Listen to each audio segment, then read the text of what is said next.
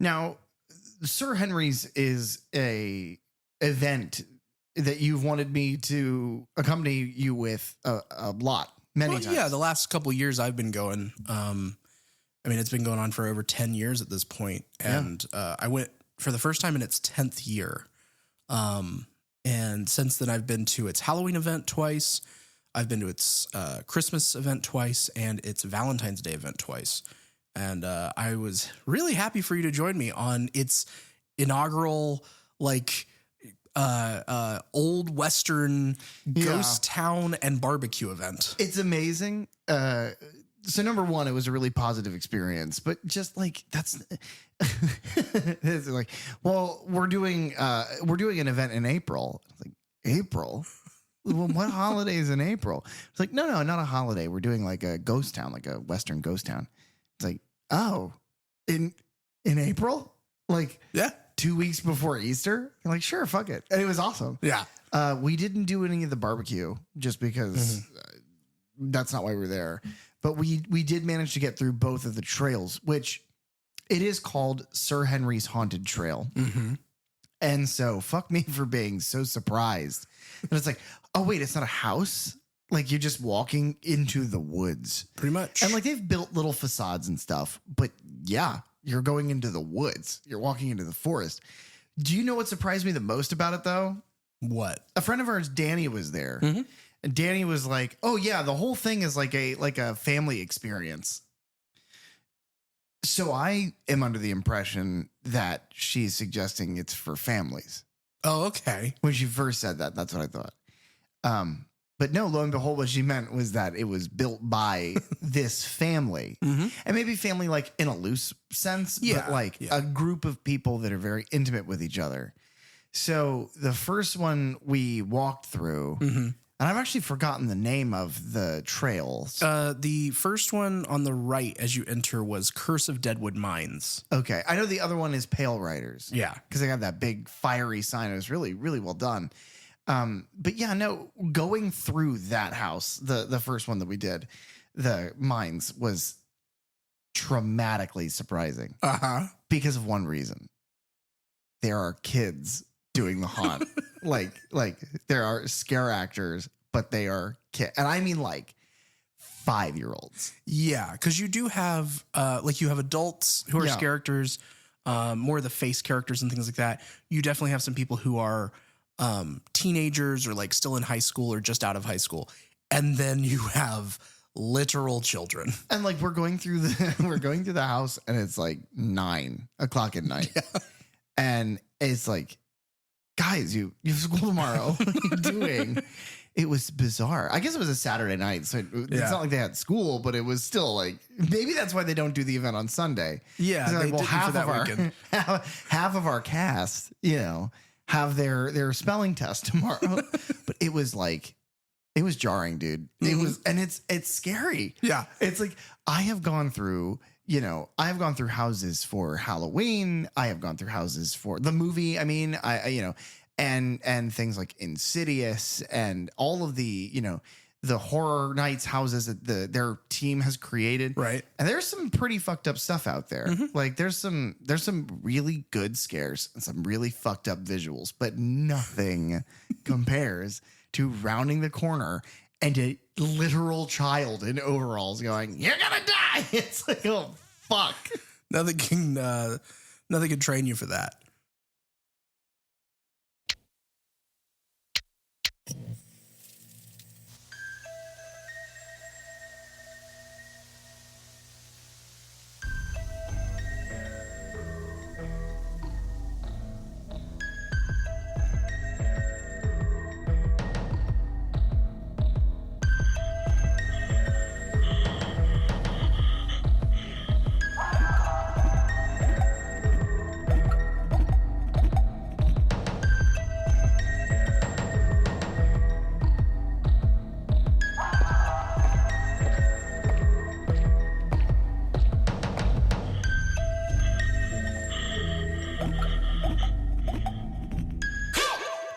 Hello and welcome to number 4, the return of the Third Channel podcast. where we delve into the horror franchises you love from the perspectives of a lifelong horror fan. And a newbie to the genre. I'm PJ. And I'm Derek. And today, the only thing we're here to talk about is horror. It's just you and I again. Mm-hmm. We've kind of ping-ponged. Yeah, the last few weeks. Yeah, we had Bug. Then it was just us. Then Dylan. Now just us again. Mm-hmm. I gotta say, it feels kind of lonely. Yeah. I could do like a whole puppet thing. Now, granted, no one could see it. Yeah, that doesn't work on a audio podcast. All right, then I won't talk about that idea anymore. Yeah. I mean, those puppets look impressive, that you have, but the people will never see them. Especially because I made them out of spit and mud like a wasp.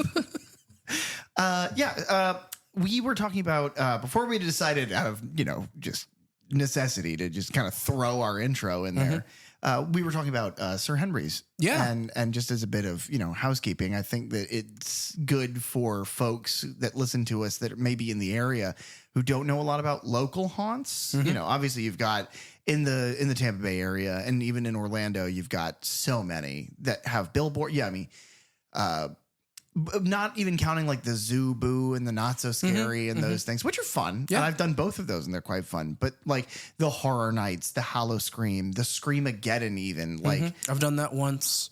I've done Sir Henry's, like I said, several times now. Yeah. Over the last couple of years.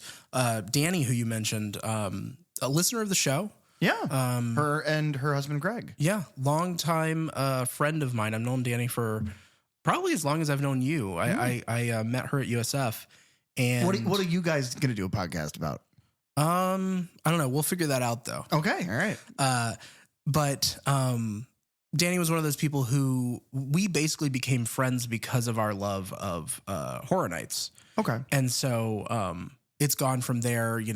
We were both Disney fans and Universal fans and horror fans. And eventually, with that circle of friends, they had been going to Sir Henry since nearly the beginning. I feel like they've been going for like 8 years. So you guys are just theme park people in general then? Yeah. Yeah. Okay. It's surprising to me the quality of stuff out there. Mm-hmm. And it's not to disparage the event at all. It's not that everything amateur has to lack quality. Right. But this didn't feel amateur at all. No. The in the trails felt a little like, this is just a bare wall. Or like this they can be a little sparse at times. Yeah. But everybody had really high energy. Mm-hmm. And there was good music kind of in and around it. And like you said, face characters. That's what surprised me. Mm-hmm. Reminded me a lot of like the Renaissance Festival, which in my youth, I also did Renaissance festivals, which God never do. Hey kids, if you're listening, never do a Ren Fair. You get sinus infections and chances are you'll listen to bands that you'll just hate loving for the rest of your life. But there were these characters that would kind of walk around and greet you, and they had their little characters and they would say their little lines. Mm-hmm. And it was a lot of fun. Yeah. This one was far more, not to say that there aren't face characters for all the events that they do, because there definitely are. And there's characters that kind of, every time they come back for an event. So they kind of grow and evolve and you see them change a little bit of a costume here or there. So that's interesting. Mm-hmm. You also just year after year, you see the same characters. So like those kids you will eventually watch grow up over the course of this event over many years, which is odd. But I've had nothing but good times there. They typically do like for their Halloween event, they've grown to 3 trails and a haunted hayride. Yeah. And if you think that the sets, because I agree, like certain parts of those trails are a little sparse. Yeah. With some decoration here and there. But then other times you turn a corner and you're like, how did they pull this off? Okay. Yeah. That's that happened a lot during the Pale Riders. Mm-hmm. You'd walk into a room and it's like, oh no, this is fully fleshed out. There's like half a meal on the table. Like it was. Yeah. I love that little like town square that you go through on the left-hand side and then you cycle back through the woods. And when you come back, you go down the right-hand side then. Yeah. It's saying ghost town is not misleading. Yeah. And they took an area that they already had built and they completely reskinned it into a different theme. Yeah. And it worked really well. But yeah, like even their merch is like, I bought this hat because we were walking in and the guy taking tickets was wearing this hat. And I was like, That's a good fucking hat. I like it. And I usually don't do the mesh hats, but they had one there. So I bought it. And I think I've worn that hat like ever because I'm in desperate need of a haircut. So as a result of that, I've been wearing hats a lot, and that I think I've worn every day this week. Yeah, I don't wear a ton of hats. Typically, if I'm like maybe going to a theme park or something and it needs, keep sun off my face. But man, that is a good looking hat. I kind of regret not getting one. Yeah.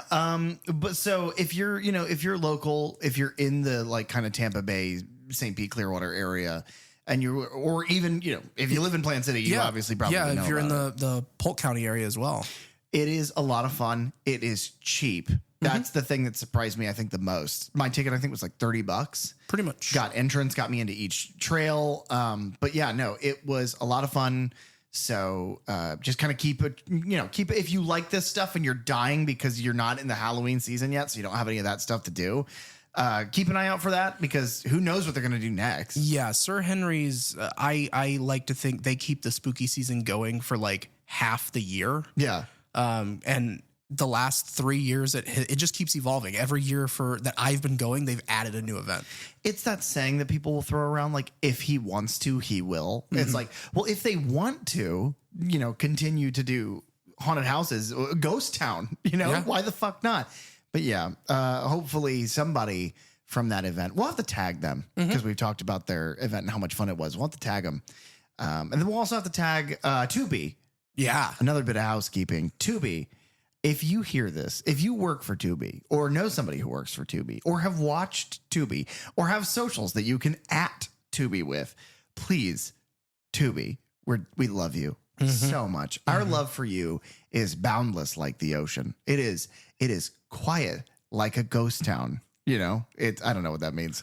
I'm trying to combine the two. Yeah, you got to tie it all in. Yeah. But I'm not good at marketing. I'm good at begging though. Please, Tubi. We really want a sponsorship. Again, we need no money. We have the equipment we need. Tubi hat? A Tubi hat would be great. Dude, I think it would like a battle of the hats. Do I wear Tubi? Do I wear Sir Henry? Sir Henry's could sponsor us too. Yeah. Shit, there we go. So our life goal, right, by the end of the year is a sponsorship. Yeah. From 3 places. Tubi, Sir Henry's Haunted Trail, Plant City.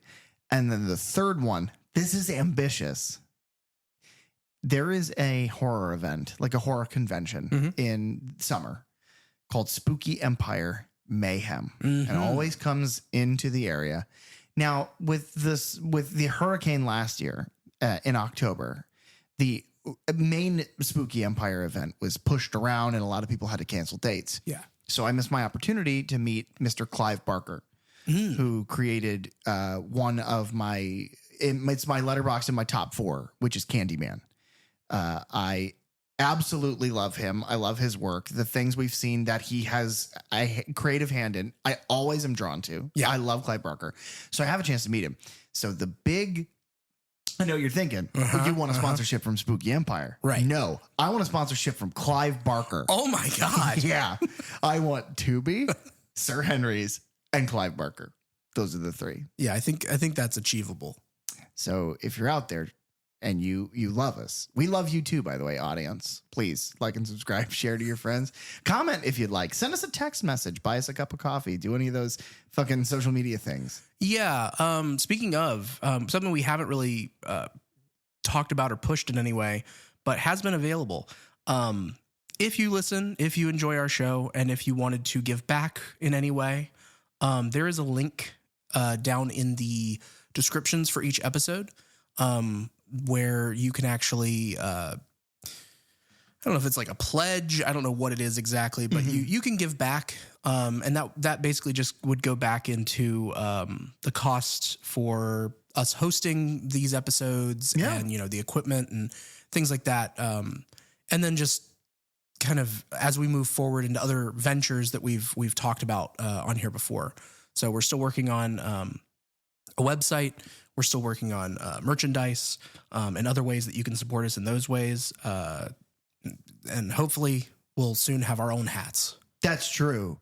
Oh, then I'd have to fight for 3. And here's the big thing about all of this if you donate to the cause, Jesus Christ, if you, not Jesus, by the way, that's not what we're talking about. We're not peddling Christ. We're peddling horror podcast. If you were to donate, you know what that money wouldn't go to?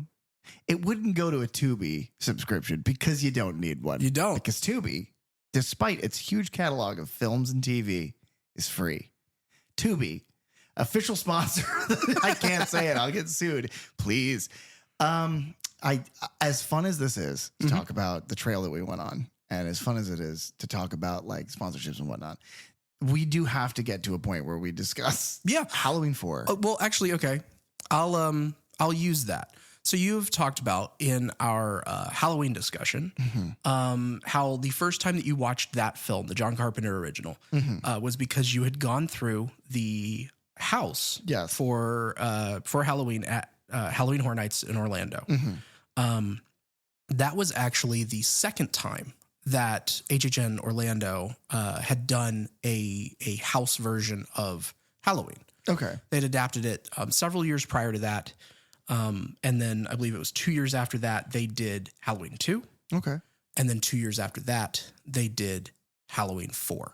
Oh. Return of Michael Myers. And that's when you watched it for the first time? No. Oh, no. I thought that's where it was going. Oh, no. I just thought it was interesting that they've done those houses particularly to continue that Michael storyline. Have they not done 3? They did not do 3. They've never done 3.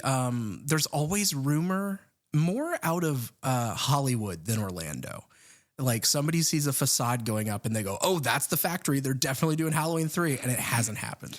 So, I love that. Yeah, I'd love that so much. That's truly the one I would love to see. But yeah, Halloween Horror Nights 28, they did Return of Michael Myers. Another interesting through line between experiences that you and I have. You said you went to Sir Henry's on their 10th anniversary. My first Horror Nights was their 30th anniversary. Oh yeah. Yeah. So we both, because you've always told me like anniversary shows for these events are always like high octane. They've pulled out all the stops, all the money. So I'll never experience a good HHN again. Pretty much. Maybe the 50th anniversary, but by that point I will be paralyzed. So, I'll get, just kind of tossed in there and people run up and hit me with hammers or whatever Horror Nights will be like by then. You keep having to up the ante to scare people. So that's at a certain point, your ticket comes with a clause that says they can hit you with hammers. They can hit. As long as they're dressed like a clown. Yeah. They can hit. We now turn to Letterboxd for the trailer description of Halloween 4, The Return of Michael Myers. Michael returns to Haddonfield for Jamie Lloyd, the orphan daughter of Laurie Strode, and her babysitter, Rachel. Can Dr. Loomis stop him before the unholy slaughter reaches his innocent young niece? I am dying. I am holding back laughter so hard. I am laughing at the name Dr. Loomis. Okay. I want to get this way out of the way before we talk about like the production of the movie or before we get into the review. The one thing I want to talk about is if you listened to our Halloween's 1 and 2 reviews and you thought that we said that Dr. Loomis was too drunk too often, or we talked about how over the top his performance is, this is the peak of the mountain. This is where he is peak Pleasance, dude. He's crazy in this movie to the point where I read that and I read Dr. Loomis stop it, and it's like, no, of course he can't. He's just gonna run around and scream at people. I find it odd that they refer to Rachel as her babysitter. Yeah, not her like foster sister. Yeah, right. It's also it's something again that we'll have to talk about more in the review. But to rip the Band-Aid off of this one, Laurie's dead. Yeah, off camera. That's how they decided to handle the fact that Jamie Lee Curtis was like, no, I'm not doing this. Yeah, she didn't come back for this one. Good for her. It's crazy that she didn't, but Donald Pleasance did. Right. I don't know what was going on in his life at the time that he was like, no, I'll keep going. Rage. Alcoholic rage. He needs a place to channel it. And the best place to channel it is on a set going, yeah, that's perfect for him. So yeah, that's probably the best use of his time. Halloween 4, The Return of Michael Myers was released on October 21st of 1988. So that is almost to the day 6 years later. Wow. From the release of Halloween 3. 1988 was also, I found this very interesting, the first year in which all three of the then top franchises in horror, Halloween, Friday the 13th, and A Nightmare on Elm Street, all released new films within this year. So we have Halloween 4. Which ones? You have, Halloween 4. You have Friday the 13th, Part 7, The New Blood. Jesus. And you have A Nightmare on Elm Street 4, The Dream Master. But then additionally, you also have Child's Play released in 1988. And you got, speaking of Clive Barker, you got Hellbound, which is Hellraiser 2. And you got Phantasm 2, which became big franchises after that. It's fucking crazy. Yeah. 1988, big year. It's specifically crazy to me that like Friday the 13th famously is just kind of a ripoff of Halloween. Like that's why it's created, whether it's stuck that way or not, which obviously I don't believe it did at all. No. But it is crazy to me that the Halloween ripoff, when Halloween 4 comes out, is on number 7. Mm-hmm. You can tell one of them is being made for money and the other one's not being made because John Carpenter's like, no, leave me alone. Deborah Hill and I are no longer together. We're not even talking to each other. She burned me with a cigarette. Leave us alone. None of that is true. Yeah, that's all alleged. Director for this film is named Dwight H. Little. The screenplay was written by Alan B. McElroy. There are like 4 people listed for the story by credit. I will list their names and then I won't talk about them again. Ever on this show. Danny Lipsius, Larry Ratner, Benjamin Ruffner, and then Alan B. McElroy, who also did the screenplay. He is the writer that I will talk about in this. Okay. It's produced by Paul Freeman. The cinematography on this one, Dean Cundy did not come back, and it is immediately evident. Yeah. Peter Lyons Collister is the DP on this one. He had worked on The Supernaturals, which was a zombie film from 86. He did Pulse, which is a sci-fi horror film from 88. Phantom of the Opera from 89, which is directed by Dwight Little. So the same director as Halloween 4. Okay, but is this the Phantom of the Opera or is this Iron Maiden's Phantom of the Opera? No, this is Phantom of the Opera starring Robert Englund. Oh my God. Yeah. He also was the cinematographer for Dunstan Checks In, which is a movie you may not be familiar with. No. It's about an orangutan who lives in a hotel. Whose name is Dunstan? Yes, he checks into the hotel. Everything about that is a fucking, like, I feel like I've fallen asleep in our conversation and that's the dream. Yes. He also was the DP on Deuce Bigalow, The Animal, Mr. Deeds, and The Master of Disguise, which are all Happy Madison films. And then in 2005, he was the DP on the Amityville Horror remake, and he's the second unit director on the Sonic trilogy. Oh my God. So what? he's got a wide range of stuff he's worked on. Master of Disguise is great, by the way. That's one of those movies that I watched when I was a kid. Uh-huh. And like, I watched it as an adult a few years ago, and I was like, man, this movie sucks. There's some problematic things in there. Oh, big time, big time. But you know, it's fine. Yeah. It's fun. It's not the worst thing to come out or to happen in the year 2001. No. This film is edited by Curtis Clayton. And they worked on My Own Private Idaho, To Die For, Buffalo 66. Those are all in the 90s. And then they also were the editor on The Assassination of Jesse James by the Coward Robert Ford from 2007. That's a full title of a movie that I love to say out loud. Jesus. And then he also was the editor for the Guns N' Roses Welcome to the Jungle music video. Just a little bit of that's claim to fame there. It's funny how we do these, and we're on a lot of episodes now. Mm-hmm. We've done this a lot. Yeah. And it's still like, you'll say like, oh yeah, by the way, and this person did X, Y, Z. And it's like, get the fuck out of here. Are you serious? Yeah. The Guns N' Roses. Oh, the worst thing that come out of 2001 was 9/11. That's what you were saying. Okay. Yes, that's what I was getting I just got that. I thought maybe you were talking about like Shrek or something, but no. No. That's the best thing. The budget for this film is very, very close to the budget from Halloween 3, Season of the Witch. Oh, I don't remember what it was. It was $4.6 million. I'm going to guess $5 million. Guys, he did it. Oh my God. Oh my God. $5 million. Like, I was exactly right. Yeah, 5. I quit. I quit the podcast. You quit the other day with Bug. You got close enough and you quit. This time you actually get it. But I still quit. Oh, okay. Here's the thing. If I get it wrong, I quit out of shame. If I get it right, I quit because I can't go anywhere but up. You're playing both sides. The box office for this film is a little better than Season of the Witch. Okay. Because people saw the words Michael Myers. Yep. I mean, they put it right there in the title. The Return of Michael Myers. Don't you think anything other than, yeah, he's going to be back in the mask. There's like the Halloween 4, Return of Michael Myers. And then it's like very small text. Tom Atkins is not in this movie. Loud and clear, folks. And then they invented the like crying emoji for this. That movie made $14.4 million. This made a little more than that. I'm going to guess it's a little more like kind of like tongue in cheek. It made quite a bit more. No, a little more. 30. You're way high. Okay. Whenever I say a little, I mean a little. So let's say 14, 18? Yeah, 17.8 million. Okay. Damn, really guys. close. That first guess was way off, but that second guess was right on the money. That's how I play the game.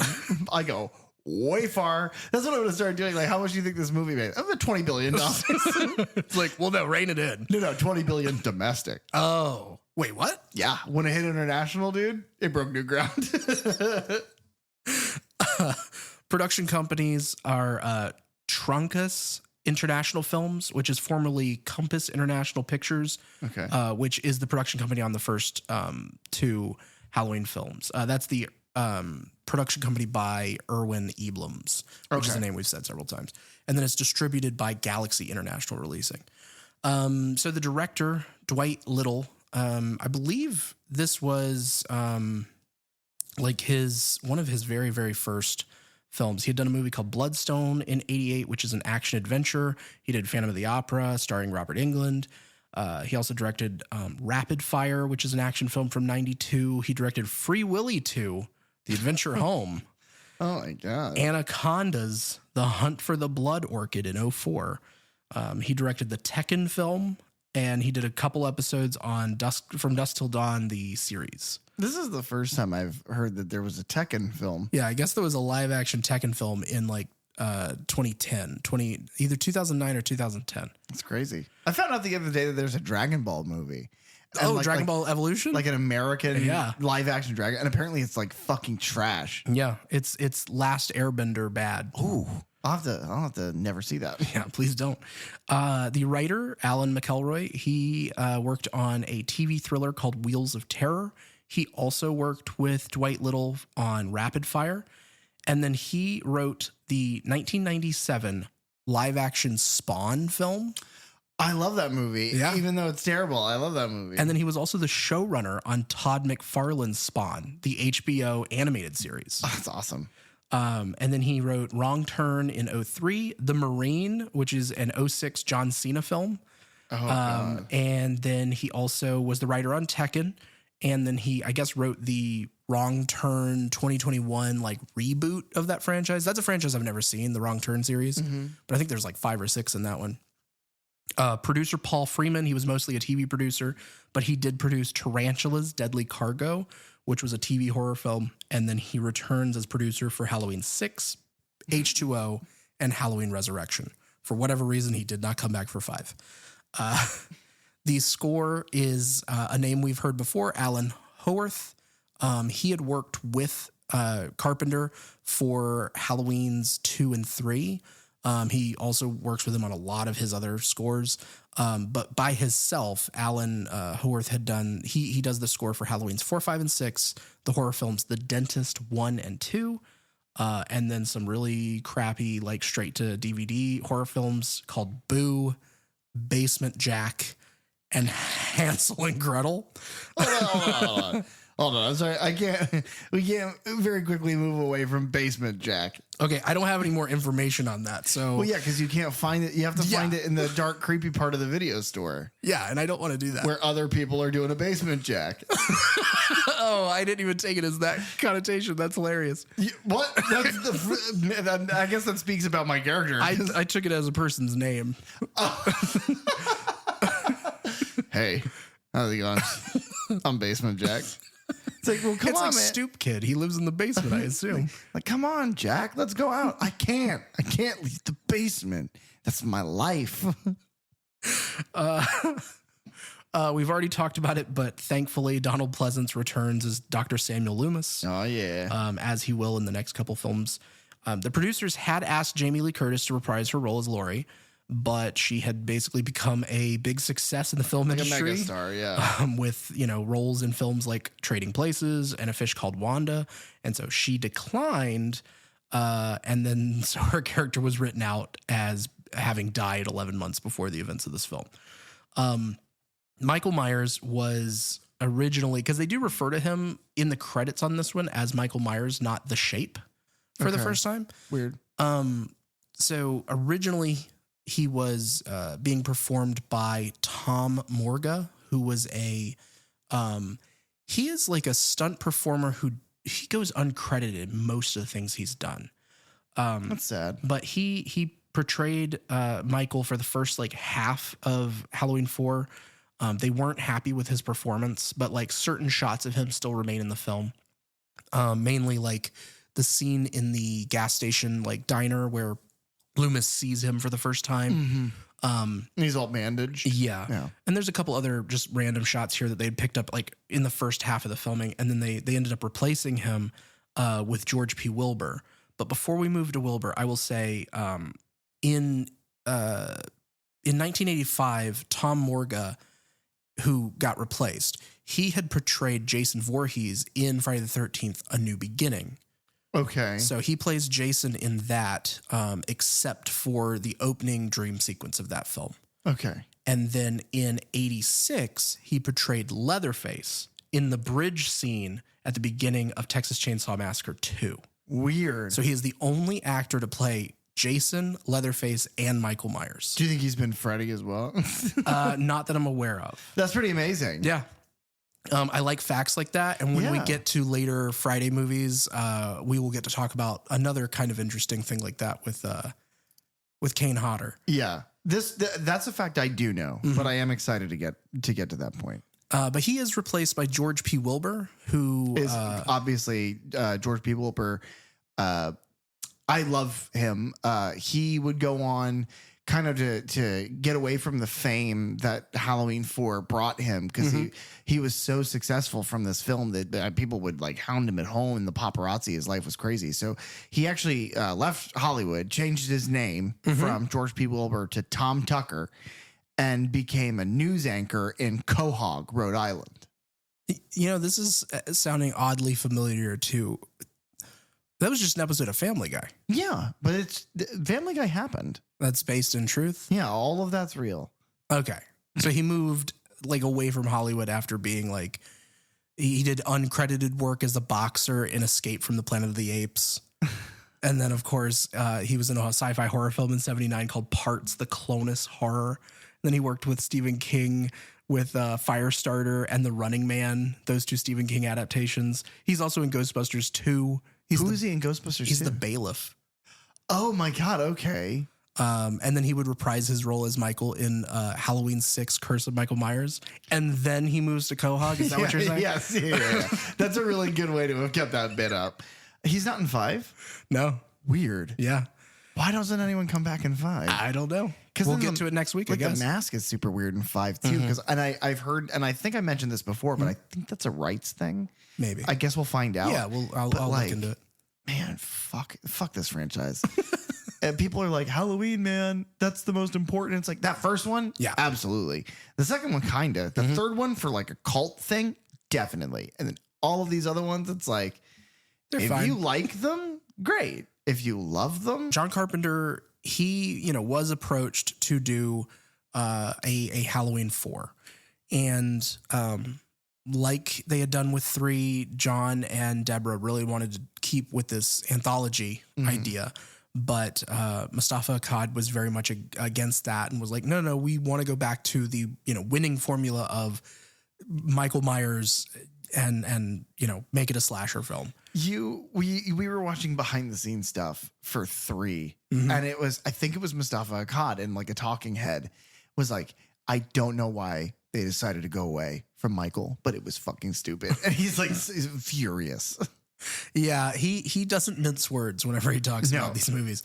But Carpenter had written a treatment for the film and gave it more of a like ghostly psychological approach to the Michael Myers mythos. And so it had to do with the town of Haddonfield and the effect that they had felt from the events of the first 2 films on all the people in town. And then that was, of course, rejected by the producers in favor for a typical slasher film. And that's when Carpenter left the film. And then he and Deborah sold their rights back to Mustafa Akkad just to be done with the whole thing. So after Halloween 3, executive producer Mustafa Akkad wanted to move forward with it, wanted to bring back Michael Myers, obviously. John Carpenter was approached by Cannon Films. Cannon Films had just been successful with the release of Texas Chainsaw Massacre 2. So he was approached to write. Deborah Hill, she had planned to produce like she had the last 2. And then they had teamed up with Dennis Etchison, who had written the novelizations of Halloween 2 and 3 to write the script for Halloween 4. And they originally, like with Halloween 3, I believe it was, they wanted Joe Dante to direct. Okay. Mustafa Akkad, he rejected that script from Etchison, calling it too cerebral. And he just wanted to really focus on Michael Myers as a flesh and blood killer. So any other idea that they tried to bring into him at all, he was just all against it. Just, nope, we're going back to the formula of the first one. That was successful. We're going to do it again. So yeah, Carpenter and Hill signed away all of their rights, which means that Akkad had gained like basically full ownership. And he then went with Dwight H. Little, replacing Carpenter and, Joe Dante, I guess, as the director here. Little had previously worked as a director on like a few episodes of Freddy's Nightmares, which is the Freddy like TV show that doesn't really, whatever. And then the film Getting Even. So whenever they actually move into the writing process on this, on February 25th of 1988, writer Alan B. McElroy was brought on to write the script. And the writer's strike was about to begin on March 7 of that year. Oh my God. So that means that McElroy had to develop the script, like pitch the story, the concept, and write a final draft in under 11 days to get this thing written. This kind of feels like an 11-day long movie. Like, you know what I mean? But what's interesting is like when you hear McElroy really talk about like the Halloween films, he loved those first 2 movies. Sure. And he wanted to incorporate, hey, if that's what we're going back to, I want to incorporate as much as I can to this. I want it to, pay homage. I want to make it feel like it exists in that universe. So he seems really passionate about it. And I mean, the story that he wrote originally, pretty much all the same details are there. Originally, the character of Jamie was called Brittany, going to be called Britty Lloyd, but that was later changed to Jamie as an homage to Jamie Lee Curtis. The director, Dwight Little, he stated in a 2006 interview that his interpretation of McElroy's screenplay had Michael Myers' character played as a literal escaped mental patient and not a supernatural force. So he had approached the screenplay more as like Myers wanting to pursue Jamie as a means of connecting with her, but he has no social capacity to do so other than just resorting to violence. But there was no sort of supernatural, drawn to this kid for any other reason other than you're a family member that I am trying to reach out to. It's funny because by the end of this series, it's like a completely different, like a different kind of fiction altogether. Right. That's so weird. That's probably why that doesn't work. Yeah, I would agree. And we'll go more into that over the next 2 films because This Halloween 4 is the start of what becomes known as the Thorn trilogy. Yeah. But there is none of that in this film. None. So it's not like it was set up here. And then things that are set up in this movie by the end then don't get carried through in the next films. Yeah. None of these characters except Jamie reprise. For the most part, Oh, God, I wish he hadn't. Um, You'll get that joke in 2 reviews. Principal photography began on April 11th of 88. And instead of filming in Pasadena, California, because of the higher cost there, they instead moved the filming to Salt Lake City. But the filming was taking place in March during the springtime. So what did they have to do again for this one? If they wanted it to feel like the first movie, man, they got it, because they had to buy fake leaves and gourds and paint them to look like pumpkins because it was March. Well, it's all of the labor of love and none of the payoff. Yep. George P. Wilbur, once he was cast as Michael Myers, he actually wore like hockey pads under the costume to make himself look more kind of physically built and imposing. And a lot of times he is shown in this film more from like reflections or only parts of him shown on camera at a time, to kind of have people kind of piece him together, if you will. They talk about a lot in the documentaries and stuff on the Shout Factory Blu-rays that the crew, because Danielle Harris, who plays Jamie Lloyd, was so young at the time that they really made it a point to make sure that she was not too scared or afraid. So Wilbur a lot of times would remove the Michael mask just to reassure her of like, hey, you understand, this is just me under here. We're playing pretend, and I'm not trying to hurt you for real. And then he, like shove her when no one was looking. During filming, the customized 1975 Captain Kirk mask was unavailable, so a new one had to be purchased from a local costume shop. So Don Post is the one who he had produced and created his studio created the Silver Shamrock masks for Halloween 3. But before that, like his company was the one who had produced the clown mask that they almost used in Halloween, and then the Shatner mask that they did use in Halloween. So they had kind of reached out. They got somebody who used to work for him to kind of get new ones produced. And then the strange thing is, whenever they got the mask, instead of being like a stark white and the brown hair like it's supposed to, right, it had like pink skin and like bright blonde, like Barbie hair. Yeah. And so the props guy who had worked for Don Post way back when and like had the connection was like, well, no, this isn't right. I need you to do these again. And here's the changes to be made. And so he sent that order off, and they came back, and he opens them up on set. There's 6 masks inside. They're all the same. They're all pink with blonde hair. And so they just had to continue to like change the mask as the movies went on. It's so bizarre. Like spray painting them by hand, dyeing the hair brown, cutting out the eyes more and more. So that's why it looks different in different scenes. And there's one scene in the movie where you do see the pink and the blonde in the school. Yeah. It's 2 shots. But yeah, it made it in.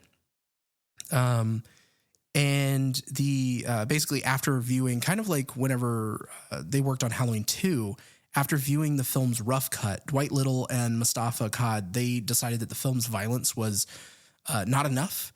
And so they went for an extra day of what they called blood filming. And so they got special effects makeup artist John Carl Buechler. He had done effects on Nightmare on Elm Street 4, The Dream Master. That's the best one. He is the director of Friday the 13th Part 7, The New Blood. So he had directed that the same year that he was then did some pickup work on this. But he was brought in to create like the toward the beginning of the film, the thumb into the forehead. Oh yeah. And then he also did the neck rip at the end of the film to Earl. He worked on.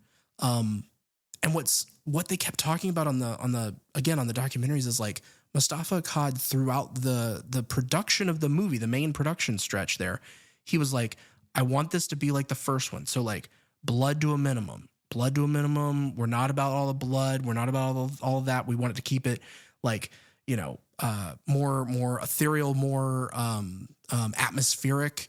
And then they watch the rough cut of the movie and he's like, well, it's not bloody enough. We need to put some more blood in there. This isn't a slasher film. We're making a slasher film. And so they had to then do all that. So I hope he was happy with this final product here.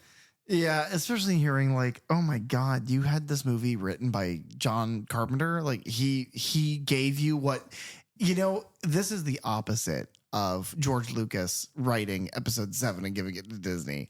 Them being like, well, no, we don't want this. It's probably like, because it's fucking crazy because George Lucas was fucking nuts by the point. Like it's going to be about midichlorians and all this crazy shit. So we're happy that didn't happen because episode 7 of Star Wars is pretty good. So like, I'm happy that didn't happen. But like, fuck, what would the world be like if John Carpenter had come back for Halloween 4 and had written Halloween 4? Reverend Jackson P. Sayer of Dumont County. Pleased to make your acquaintance. How far are you going, Mr. Sayer? God's country, promised land. Where you heading, Mr. Loomis. Haddonfield. Car trouble? Sort of. You're hunting it, ain't you? Yeah, you're hunting it all right. Just like me. What are you hunting, Mr. Sayer? Apocalypse, end of the world, Armageddon. It's always got a face and a name. I've been hunting the bastard for 30 years, give or take. Come close a time or two. Too damn close. You can't kill damnation, mister. It don't die like a man dies. I know that, Mr. Sayer. Oh, you're a pilgrim, all right. I saw it on your face back there in the dust. I saw it clear as breasts and blue suede shoes. Would you like a drink? Now, he goes, would you like a drink? And Loomis is like, yes. And then he ain't got no diseases. Right. If you listen to our Halloween 3 review, you bastards. But the point is that I have been saying this whole time, Loomis is a drunk. He accepts a drink from a crazy old preacher in an old rickety truck that is, quote, hunting the apocalypse. Are you telling me that's not alcoholic behavior? He's like, I don't care where my drink is coming from. I just want the drink. Okay, you might be onto something. Yeah, no, I am. Especially because he drinks it and then he's like, like his big smile. He has his big smile like whenever he scared Lonnie and the kids. Dr. Samuel Loomis loves 3 things. The first thing is scaring children. The second thing, shooting his patients with every bullet left in his gun. And then the thing he loves most is drinking until he falls asleep. He can no longer remember the day that he had. Okay. Oh, and also before that, by the way, before he gets in the truck with this man, it's the funniest sequence in this movie. Oh, yeah. There's zero reason for it to happen. Dr. Loomis is basically hitchhiking. You know what? Before we get to the review, you pointed something out to me today about Halloween. Okay. About his car. Yes. And you're watching him hitchhike in this movie. He's like, that's what made me think of it. He's like limping, by the way. His car gets blown up in this film. Yeah. And so he has to then hitchhike. Yeah. But your question is, and let me see if I understand correctly. Your question is, in the first movie, he's driving to Haddonfield from Smith's Grove. Right. He stops, he uses the payphone to call the sheriff. He continues to drive from the train tracks where he finds Michael's first victim. Well, almost finds him. And then he drives away. And the next time we see Dr. Loomis, he is with the caretaker of the graveyard in the caretaker's car being shown Judith Meyer's gravestone. Yes. So your question is, where the fuck did his car go? Because after that, the next time we see Loomis is he walks up to the hardware store where Sheriff Brackett is. And then he rides around with Brackett for the rest of the evening, or he's just wandering the streets of Haddonfield. By the way, same thing in Halloween 2. Yeah. He's just wandering, or he's firing a gun through the window of the marshal's car. So all of that to say, Loomis is typically at his best without his car. That's where he shines. That's where Loomis really, gets his gear. He's the best. And in this movie, he's like, fuck it. Michael blew up my car, so now I got to walk to Haddonfield. It was going to be like a 3-hour drive. So like this walk shouldn't be a week, especially because I need a cane. So that also got lost in the explosion. Yeah, so he is limping down the road, and these teenagers in like a lift top, whatever kind of car it would be, are driving, and they're all sitting in the car, literal cheerleaders. Yeah, and they're sitting on like the backs of the seats so that they're way up. And they're like, come on, we'll give you a ride. Come on. And he smiles, that Loomis smile. He's like, okay, I'm coming, kids.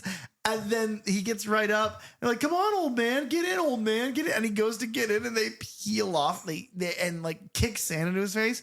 And he's just like, he's not angry. He's not like, you fucking, he's just like God damn it. And it's just, I don't know who decided that they needed this in the movie, but it's the best. It's the best stupid scene in the movie. And it's especially because after the scene that just happened, which we'll get to, it's so tonally, it's like a fart joke during a funeral. It's so bizarre. Yeah.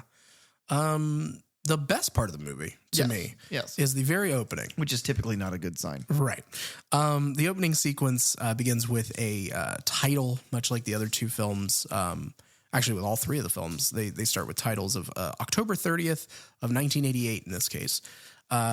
We get our opening credit sequence, which is the orange, letters of the titles. This one starts with Mustafa Akkad Presents. And then fuck him. And then Donald Pleasance in Halloween 4: The Return of Michael Myers.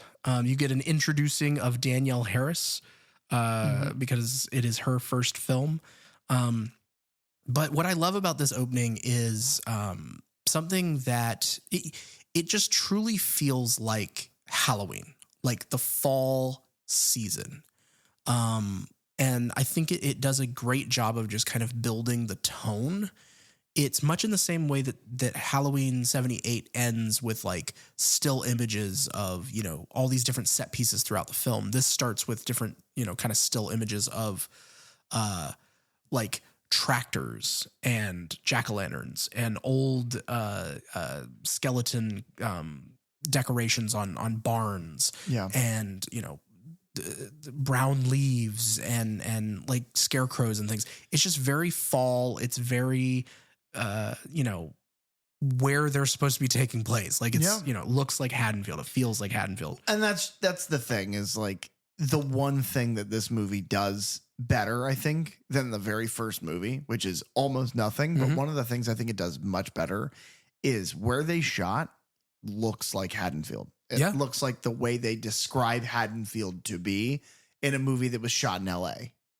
So I really appreciate the opening scene. I appreciate the cinematics and like the way it all looks. Well, and then the score throughout this whole opening sequence, because they don't start with the Halloween theme like the other, first two films did.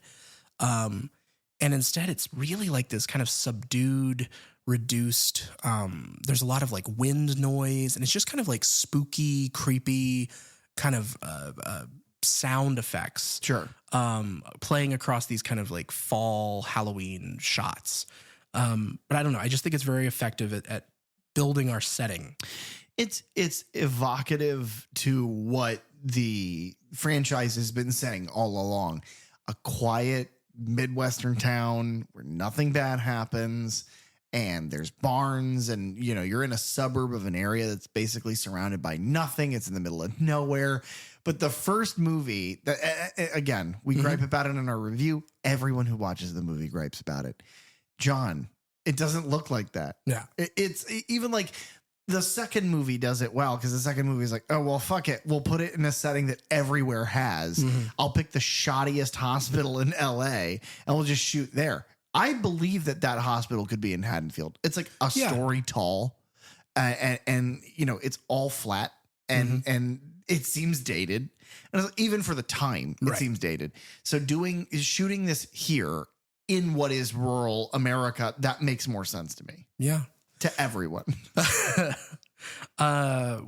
we're then basically, like a lot of these movies seem to, because it's how eventually Halloween 2018 kind of begins, where they're trying to move Michael from one place to another. They go in and they just get all of the exposition out in this elevator ride. Yeah. And there's like just kind of a creepy orderly there who is just like, whoa, you wouldn't believe. And he just rattles off facts about the first two films. Well, mainly the first film. Well, Michael Myers 10 years ago killed 16 people trying to get to his sister. And it's like, oh, so in the second movie, even the government doesn't know that Lori was Michael's sister. But by now it's, people walking around with their faces next to each other with tattoos on their arms. Uh-huh. It's bizarre. The thing I appreciate about it is, listen, if you're going to make a movie that is about the two of them being Michael and Loomis surviving what happens in 2, because if you'll recall, audience, if you're listening along, in Halloween 2, we specifically were like, but wait till we get to 4, because none of this matters. And here we are. None of it mattered. Michael's mask was literally venting fire out of the eyes. Yeah.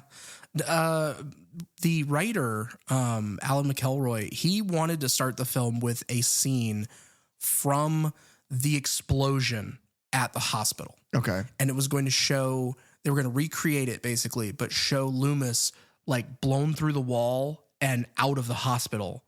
And that is how he survived. Is like he wasn't in there when the fire, it's like the force of the explosion threw him clean of the building. So that's why he's just kind of burnt. But they were like in like a storage closet for oxygen tanks. I would think. If he blew through the wall, he would blow through a concrete wall. He would be paced. That is what they did. Listen, the other gripe I have with this scene is the guy's like, oh yeah, and his doctor shot him 6 times, but no, you're taking into account the events of Halloween 2 because you mention 16 people have been killed and that they burned to death and the sister. So it should be 11 times. Yeah, it's a lot. It's a lot more than 6. Yeah. And again, if you're an eagle-eared listener of the Third Channel podcast, you know that in Halloween 2, when he says I shot him 6 times, there's actually 7 gunshot sounds. So he shot him 12 times. We finally get the Halloween theme. It kicks in as they move him from the building to the ambulance. Yeah. And it comes in, strong. It's not John Carpenter. No. It's Alan Howarth. There are changes made to it to make it specific to this that I think weaken the track. I think they weaken the sound. It's the nostalgia is there because it's the same tonal structure, but it's like they add effects to it and it just cheapens it altogether. It's what I said the other day. It makes it sound like Kids Bop, like the Halloween Store version of it. It doesn't sound original. Yeah. Basically the only thing that happens is like Michael is comatose and I guess has been for 10 years. Yep. Still wrapped in gauze from his burns after 10 years. Sure. And then they move him into this ambulance and the paramedics just happen to be like, well, does he have any like relatives or anything? It's like, well, yeah, his niece who lives in Haddonfield, his hometown. And immediately like he grips his hand because just the mention of another person in his family being alive, he is angry about. This scene is the obvious special effects work here because it's disgusting. Yeah. It's also crazy. Like it sets the precedent that Michael is one of the strongest men alive. Right. Because if you're watching along with us, you'll know what I'm talking about. He does the thing that Michael does where he wakes up in a place from a fugue state, I suppose, and he just begins to murder people. And one of the ways, the most creative murder is he grabs a man by his face, like the side of Michael's hand is on his face and his thumb is touching like his forehead above his eyeball, not his eye socket, but above it. And he fucking pushes his thumb through this man's skull, but not like the skull doesn't crack. It goes into the skull. Like it bores a hole through the skull, which is not possible. No. Insane and amazingly creative. It's like, I don't know who thought of that, dude, but it's amazing. The next thing we see is actually we have our introduction of Jamie and Rachel. Jamie can't sleep. She's downstairs. She's looking out the window. And I'll just kind of jump into this. Jamie Lloyd, played by Danielle Harris. She is in Halloween 4 and 5. She also worked with Dwight Little on a later film called Marked for Death. She is in Free Willy. What? Not Free Willy 2. She was in Urban Legend, which is a slasher in 89. She is in Rob Zombie's Halloween 1 and 2 as Annie Brackett. Annie Brackett, yeah. Where Brad Dourif of Chucky fame plays her father, Sheriff Brackett. Yeah, that's where all the connections are made. Yeah. She's also in Hatchet 2 and 3. And she is in, which I can't wait to get to someday. And then she is in a vampire film from 2010 called Stakeland. That's a good name for a vampire movie. It's good. I've watched it several years ago, but I enjoyed it. Okay. And if you may not have known this, but she is in The Wild Thornberrys. Is she the older sister? She is Debbie. Ah, that's crazy. Yeah. Rachel Carruthers is her older foster sister, I guess. Yes. She's played by Ellie Cornell. She also comes back in Halloween 5, and then she is in I've mentioned this before, I can't remember from who or why, but she was in House of the Dead, which is the UA Ball video game adaptation movie. But then she appears in House of the Dead 2 and Dead and Deader, which is a Sci-Fi Channel original film that was originally known as House of the Dead 3. So she goes on to do all of those series for whatever reason. Yeah, that's weird. Cornell, she whenever she auditioned for this role for Halloween 4, she had gone up. She basically had to choose between either going up for this film or going for Nightmare on Elm Street 4, The Dream Master, for the role of Kristen Parker in that film. So she went with this. She shouldn't have. Because Nightmare on Elm Street 4 is great. That's a really good movie. Yeah. Yeah. It's, I mean, yeah, 3 to 4 is, we'll get to that. We'll get to that. Sorry. You're good. This is where it's revealed. Yeah. Jamie is, she can't sleep. She is, obviously sad about we got more exposition here. It's been 11 months since her mother, Laurie Strode, and father died in a car accident, I believe. Now, Jamie Lloyd, right? There's no mention of anyone named last name Lloyd. No, but I would guess that Laurie Strode married someone Lloyd. I would just think that there would be like, well, no, I guess Ben Tramer's dead. Jamie Tramer. Yeah. Jamer. Anyway. She is dead. And Rachel comforts her a little bit and eventually sends Jamie back up to her bedroom. It's like a sad scene because she's like, "Do you love me?" And Rachel's like, "Oh my God, yes, I do. Fine, Jesus, shut up." And it's like, this poor little girl, like she lost her mom like not even a year ago, and her mom was Jamie Lee Curtis. She's an amazing actress. She's a gem. Yeah, she's gonna win that Oscar someday. She already did. Oh. Yeah. I'm proud of her. Whenever Jamie gets upstairs to her bedroom, she goes through like a box with pictures of her mother. Yeah, like a hope chest or whatever. This is another kind of slight pet peeve of mine is one of the pictures that they show of Jamie Lee Curtis is it's from Halloween. It's her sitting on the corner holding the pumpkin, waiting for Annie to pick her up in the car. And she's got this big smile on her face. But it's not a shot from the movie. Okay. It's like a production still, but it's like, because who would have been taking that picture? We saw the events of that time. Right. So it's just a production still. And so it's like, why does Jamie then have a picture of that? It doesn't make any sense in universe. It's that. And the other pet peeve that I have is when you're going through a photo album, like you've lost a relative or whatever in a horror movie. And one of the pictures of that relative is their headshot. We get basically there's a flash of lightning. Michael appears in the mirror. Yeah. He is then like the closet door keeps coming open and he grabs her from under the bed. She freaks out.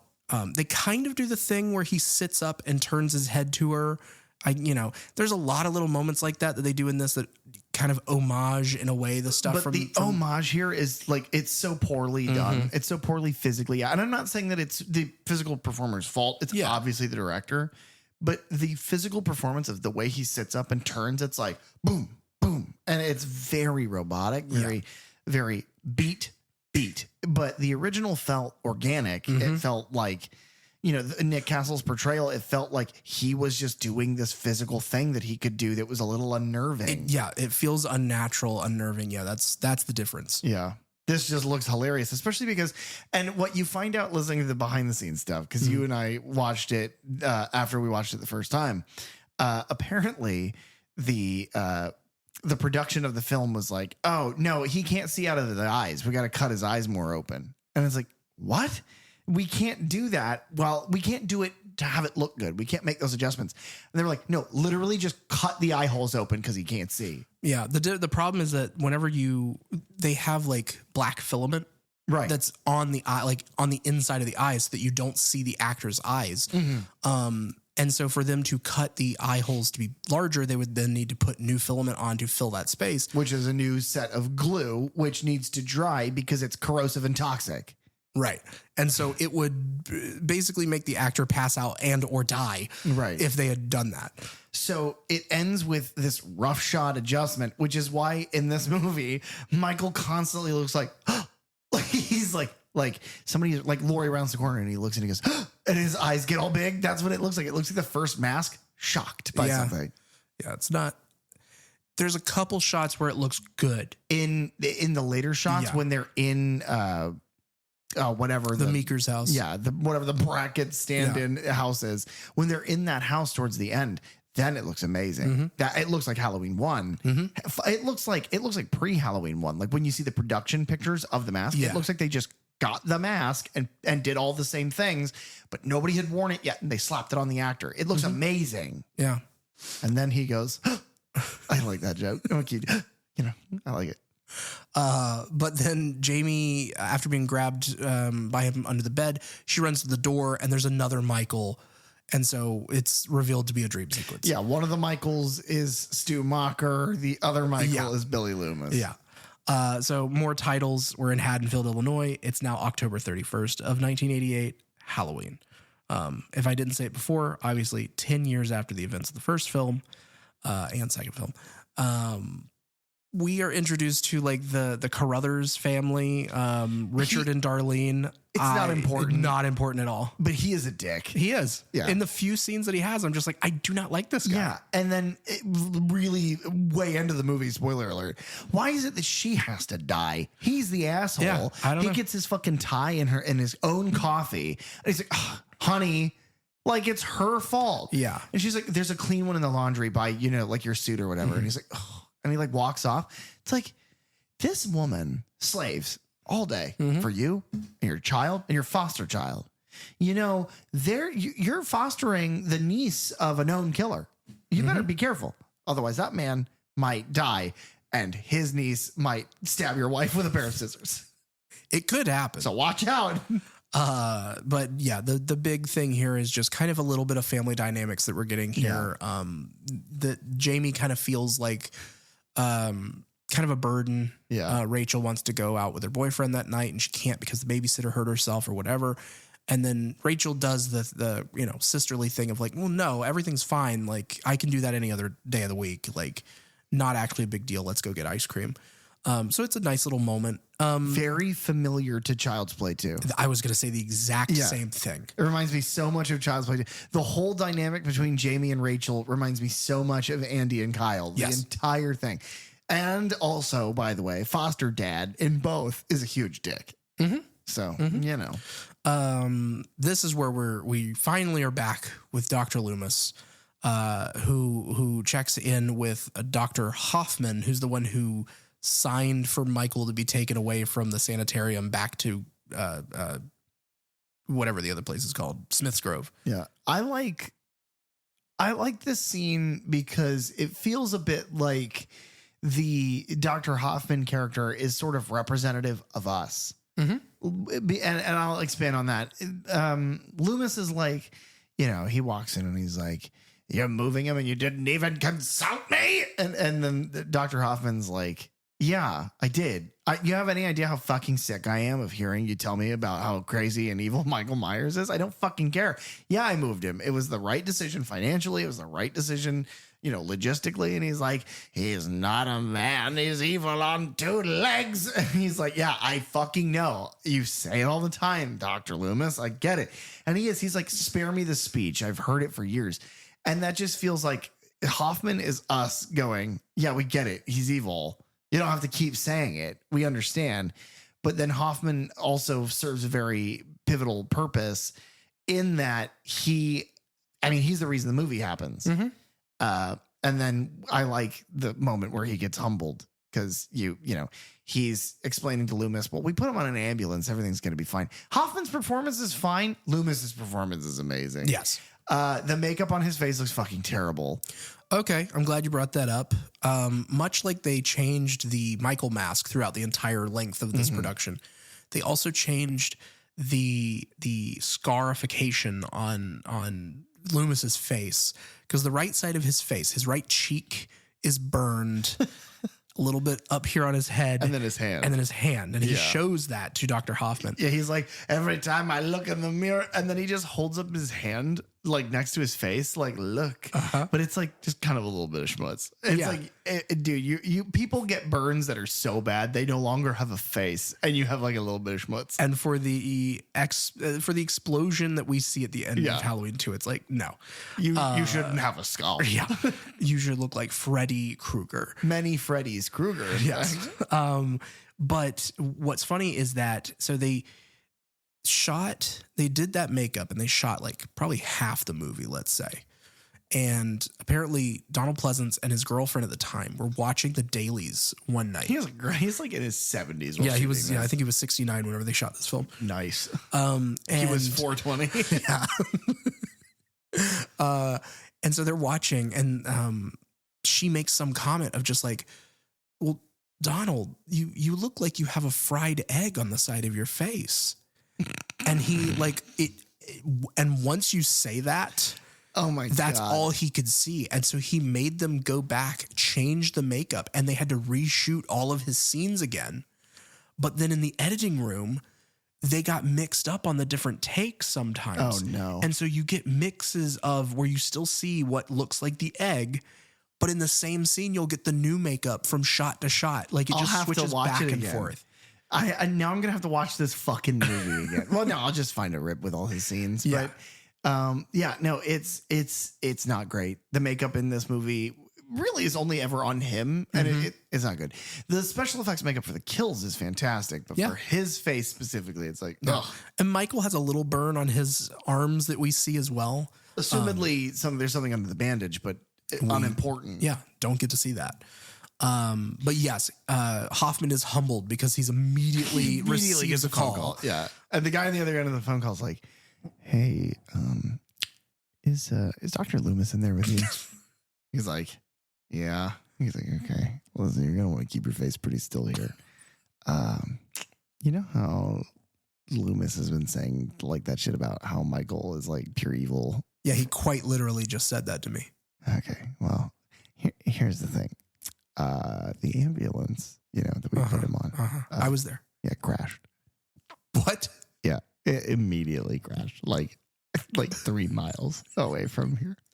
No, please. It's in the water, and there is no sign of Michael. So he's dead. Listen. Okay, is Loomis still there? Yes, he's looking right at me. Don't react with your face at all. Okay. I'm trying to hold it together. He's probably not dead. Oh God. He's probably going to Haddonfield to fuck some people up. Oh God, he was right. Just pretend like everything's fine. Just say that the ambulance crashed. Don't let don't let Dr. Loomis know anything about that, okay? Just let him know that the ambulance crashed is all you gotta do. Okay, Loomis, the ambulance crashed. He's evil, I told you. That's basically, that's not the scene, but that's kind of the scene. Yeah. They go to the ambulance, and It's flipped over, having come down an embankment from this bridge. But it's like in the middle of the water and it's upside down. Yes. So, whenever Loomis looks inside, it is just a bloodbath. It's completely covered in blood inside. Here's the funniest part to me. He's like, because they're all sitting around. And he's like, how many bodies did you find? I gotta stop doing the impression. Yeah, well, the strange thing is he goes, how many people were in the bus? And it's like, do you mean the ambulance? He's like, I call buses ambulances. And I call limos long cars. Leave me alone. But yeah, they're like 4 plus Michael. Right. And he's like, well, how many bodies have you located? And they're like, well, we don't really know. It's hard to piece it together. The reason I love this scene so much is because you get a reminder that Dr. Loomis, this entire franchise, is the only person that's like, no, fuck y'all. And he gets into this fucking brackish water and he like walks, like wades waist deep into it, goes into the ambulance, looks around, and then he sees a like Hellraiser level of blood in this ambulance. And he's just like, yeah, no, he's gone. He's gone. You know, he obviously killed everybody and now he's gone. And it's just the reaction on Hoffman's face of being like trying to sit in denial of like, well, no, we don't know that. But this is why Donald Pleasance is so good. Yeah. His delivery here of like, well, I'm heading to Haddonfield. It's a 4-hour drive from here. And so either you guys will keep looking and you'll find his body in the next 4 hours. And if not, I'm sure I will. And he doesn't. And I want to remind everybody, Dr. Samuel Loomis is not a cop. No. Dr. Samuel Loomis is a psychiatrist and he has a fucking Colt 1911 loaded to the brim, nickel plated, loaded to the brim and tucked into his pocket. He's like, let's fucking go. Soaking wet. Yeah. No, me. I'm soaked. Okay. No, he's soaking wet. He gets in the car and he takes off. But he does. He speeds off. He gets to Penny's gas station and diner. This is my favorite scene in the movie. Mm-hmm. Without a doubt. Yeah. This is my favorite scene in the movie. It's really good, classic. It feels like Halloween. Mm-hmm. This is the only time where I feel like the film really does what it sets out to accomplish, which is to feel like the originals, like to feel like the series. I think it does it really well here. Because it's Loomis goes to a gas station in between towns, just like he did with the truck and the guy with the coveralls is dead in the grass. Except this time he does discover the corpses. Yes. And what I'll say is watching this, this time we talked about, did Loomis stop at that crossroads and use the payphone there because he saw the truck, on the side of the road, or did he discover that afterwards? Much the same way, like he shows up, he just needs gas. He shows up, he goes to the pumps and he tries to get gas. So is it fate bringing us together? And again, like in every other scene, he is just getting gasoline and Donald Pleasance dials it up to 30. Mm-hmm. He gets out of the car and he's like, hello, is anyone there? Hello? And he's just like screaming and he's like frantic and he's like looking around and banging his cane on shit. And it's like, dude, relax. What are you doing here at a gas station? Right before he got there, you get the quintessential scene of Michael drags a fucking guy out who's wearing coveralls. So it's like, okay, he's gonna get back into that costume that's super, super popular in the Halloween universe of albino faced man in coveralls. Yeah.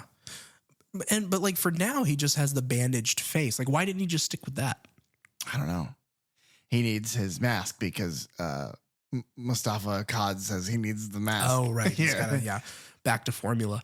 So yeah, Loomis goes into, he finds the bodies. Yeah. And goes into the little diner that's attached there. Good bodies. It's good special effects makeup, especially with the guy in the chains. Yeah. I think that's a really good effect. That was a cool little, But it's just really good. Like the score is really quiet but haunting, and the suspense is building and building and building. Mm-hmm. Loomis finds 3 bodies. And then sees Michael. Well, and the phones have been destroyed. Yeah. And there's also a myriad of pictures of Abraham Lincoln on the wall. Just a shrine to Lincoln on this wall for some reason. Like, no joke, like 8 or 9 pictures of Abraham Lincoln on the wall. And it's not all the presidents. It's just Lincoln. And it's like several of the same pictures. Like, it's like the same like photo shoot. It's weird. It's really weird. But yes, whenever he turns around and he has this amazing moment with Michael. Yeah. Where he sees him and you get this like vertigo dolly zoom to reveal Michael standing, you know, across the bar in the kitchen. And Loomis almost pleads with him. Yeah. Of like, why are you doing this? Why 10 years later are you doing this again? Please don't go to Haddonfield. Please don't kill people. Well, he says, if you need another victim, just let me be that victim. Yes. And it's like, I feel that that's twofold. And it gives us a lot of detail into Loomis's psyche here. Mm-hmm. It's, I think I'm so desperate for this to be done. Right. I want it to be done so badly. I know you so well. Please don't leave. But also, I'm kind of done. Mm-hmm. Like, if it's got to be somebody, it might as well be me. I don't want to do this with you anymore. And, you know, something pulls his attention for that second, and he looks back up, and Michael's done the Michael thing, and he's disappeared. Mm-hmm. We get another kind of homage to Halloween with the next scene. School lets out. Jamie is there trying to leave, and she is kind of surrounded by like 3 bullies who say a lot of the similar things that Lonnie and the rest of the bullies said to Tommy in Halloween, of like, you know, it's a lot of boogeyman's gonna get you. Mm-hmm. In this case, it's like your uncle is the boogeyman. Yeah. And then they get into like, your mom is dead, you're an orphan. Yeah. Like chanting it at her. Where is the father? Is that discussed at all? I think they're both dead. Okay. And if it's not revealed in this one, I think maybe in the next one. But yeah, I believe they both died. I may be wrong. But it's just a kind of a repeat of that. You know, she runs out of the school. She's crying. She gets in the car with Rachel, and Rachel's friend Lindsay. Mm-hmm. Now, after our rewatch the other day, I got to thinking of just like, where does Lindsay go? And then why was Lindsay then in this movie? Because she doesn't show up ever again in this film. I think it's just to have a character in a Halloween movie named Lindsay. Yes. And the reason for that is that originally it has been said, now certain people have said, no, that's not true. But the girl that drives Rachel's friend Lindsay, was originally going to be revealed to be Lindsay Wallace from Halloween, now grown up. Okay. And she was going to be friends with Rachel and helping her babysit Jamie. And then the other person that was going to be revealed is that whenever, in this next scene, whenever they go to the drugstore or whatever to get the costume, there is Brady, and there's another guy there who's like trying to impress. He's like putting on sunglasses and he's going to go talk to Kelly. Mm-hmm. There's a third kid there. He's credited as Tommy. Okay. And so that was going to be revealed as like Tommy. They've grown up and they still live there. Yes. I'm telling you, man, if a psychopath, while I was out on the town for Halloween and I had like somebody babysitting my kid, mm-hmm. and a psychopath broke in and murdered that kid's babysitter. And the only reason my kid is alive is because my kid was given to another babysitter who happened to be the smartest and most resourceful babysitter of all time. I'm getting the fuck out of that town. Yeah, you probably don't live there anymore. For 10 more years? Fuck no. Right. I wait until the lease is out, or I wait until I can get a good deal on my house before the housing crisis because of George Bush and 9/11. All circled. Okay. It's full circle. Yeah, we're tying it all in together. I love the shot whenever they pull up to the drugstore, because as they park at the curb, you see we didn't even talk about this. From the diner scene. So Loomis fires at Michael, who disappears, and then he runs out and he's screaming, Michael. And then Michael comes just charging out in a tow truck. He smashes the garage that he has stolen. He drives off, setting on fire the gas pumps, which then blows up Loomis's car, sending him flying into like boxes or whatever. And so far as you and I can tell, that is Donald Pleasance doing that stunt. In the close up, at least, whenever he like hits the ground, that is Donald Pleasance. Yeah. But because of that, Loomis no longer has a car, which we did mention. But as Lindsay and Rachel and Jamie pull up to the drugstore, then the tow truck, the hook from the tow truck, is in the foreground of being parked across the street from the store. Mm-hmm. So we know, if you're paying attention, that Michael is around. I like the way that that's framed there. We are introduced to Brady, who is Rachel's boyfriend. He is played by Sasha Jensen. And Sasha Jensen looks like the missing link. Yeah, he is a caveman. Yes, that is the most Geico caveman commercial person I've ever seen in my entire life. He was in Ghoulies 2. As one of the ghoulies? Yeah, as one of the Ghoulies. He's also in the Buffy the Vampire Slayer film from 92. Okay. And he was in Dazed and Confused. And then the other person we're kind of introduced to here is Kelly Meeker, played by Kathleen Kinmont. She was in Rush Week, which was an 89 slasher film. She plays the bride in Bride of Reanimator in 89. And she was in a 2023 horror film called Dark Obsession, which also stars Danielle Harris. Weird.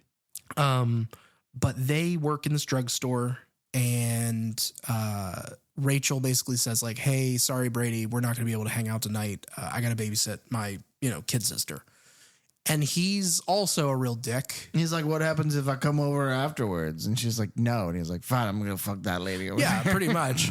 And then he tries, I don't care for his character. Yeah. I mean, he is just a typical, high school dude, unfortunately.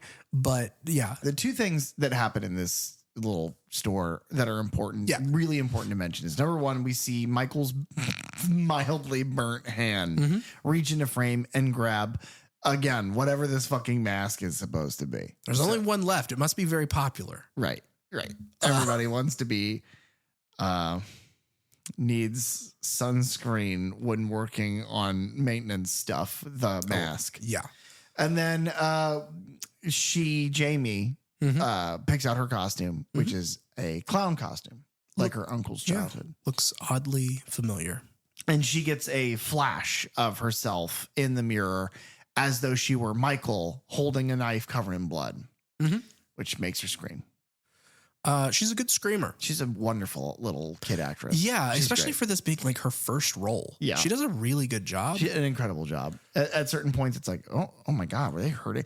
Like, that story about how The Exorcist, they had that woman on cables and like broke her back or whatever. Yeah. It's like, were they doing stuff like that? Like the camera would cut off and the director would walk up and be like, hey, really good job. And whack her with a fly swatter. She'd start crying and be like, go, roll. No, the only story that I have heard is for the earlier nightmare scene, whenever she is found in the closet crying and screaming, right before then the director had she wasn't able to get to the level that he wanted or needed from her, and so he had used really stern language with her for a second and just kind of this is important and this is what, and then shut the door and turn the lights off, and that broke her to really click in and cry. But other than that, everyone else was the entire time was let's take care of Daniel. And I'll burn all your toys and I'll kill both your parents. And she's like, yeah. And they get the shot and he's just like, and I'm just kidding. That was a joke. I was just messing with you. I'm gonna do this every day. But yes, that introduction. This is then where we get, and we don't have to cover a whole lot of this, but the hitchhiking scene.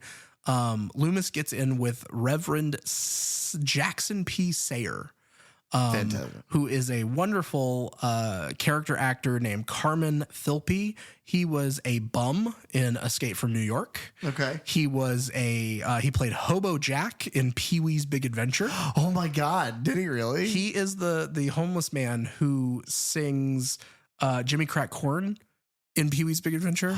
Oh my God. Oh my God, I forgot all about that. We need to watch Pee-wee's Big Adventure. Yeah, we do. We've talked about it quite a bit on this show. Oh my God. He is in Beetlejuice as the messenger. It's one of those things where I can almost picture who he is, but I need to watch Beetlejuice to really pick him out. He's in Wayne's World as Old Man Withers. Okay. He repaired with Tim Burton for Ed Wood, playing Crusty Old Man. If you're seeing a theme here of who he plays in movies, he is in Mouse Hunt as pallbearer number 4. Everybody's in fucking Mouse Hunt. And then he was in The Wedding Singer. Is Nathan Lane in any horror movies? Because the second he is. Oh man. I'll look that up. They killed my husband. But yes, I love this little interaction here because It's like Loomis finding a kindred spirit. Well, to me, it's like the Reverend finds a kindred spirit in Loomis, and Loomis looks at him like a cracked mirror. And he's like, oh God, is that how I'm coming across to people? And so he has a little drink. Yeah, he has a drink to quiet the voices in his head, like we all do at this point. So Rachel is going to take Jamie trick or treating, and their parents leave. And this is kind of where we've gotten a couple POV shots. Not as much in this film so far. We don't really play with like POV versus, non-POV shots in this film like the first two. But we do get what appears to be someone watching from outside the house as the parents leave, and then watching Rachel through the windows. Yeah. We also get like a slow walk upstairs after Rachel and Jamie leave, and he finds the pictures of Laurie Strode that Jamie was looking at earlier. And he takes out the Sharpie and he draws like a teardrop tattoo on her and like a mustache and devil horns, and he's like, ha, ha, ha. Take and that, sis. And then he eats a dog. That he does, actually. Yeah. That is the funniest reveal. There are like a couple of those moments. It's whenever Loomis is at the ambulance and the first thing he says is, he's gone. Yes. And then, well, how do you know he was here? Hard cut to dead dog in the closet. Like dead dog that you won't show the guts of. Yeah. Because it's like, no, he ate that dog. Because he got hungry. Yeah.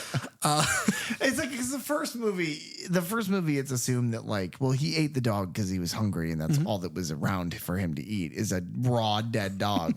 But this one, it's like he went out of his way for it. Yeah. Like that's a delicacy for Mr. Myers, is he loves dead dogs.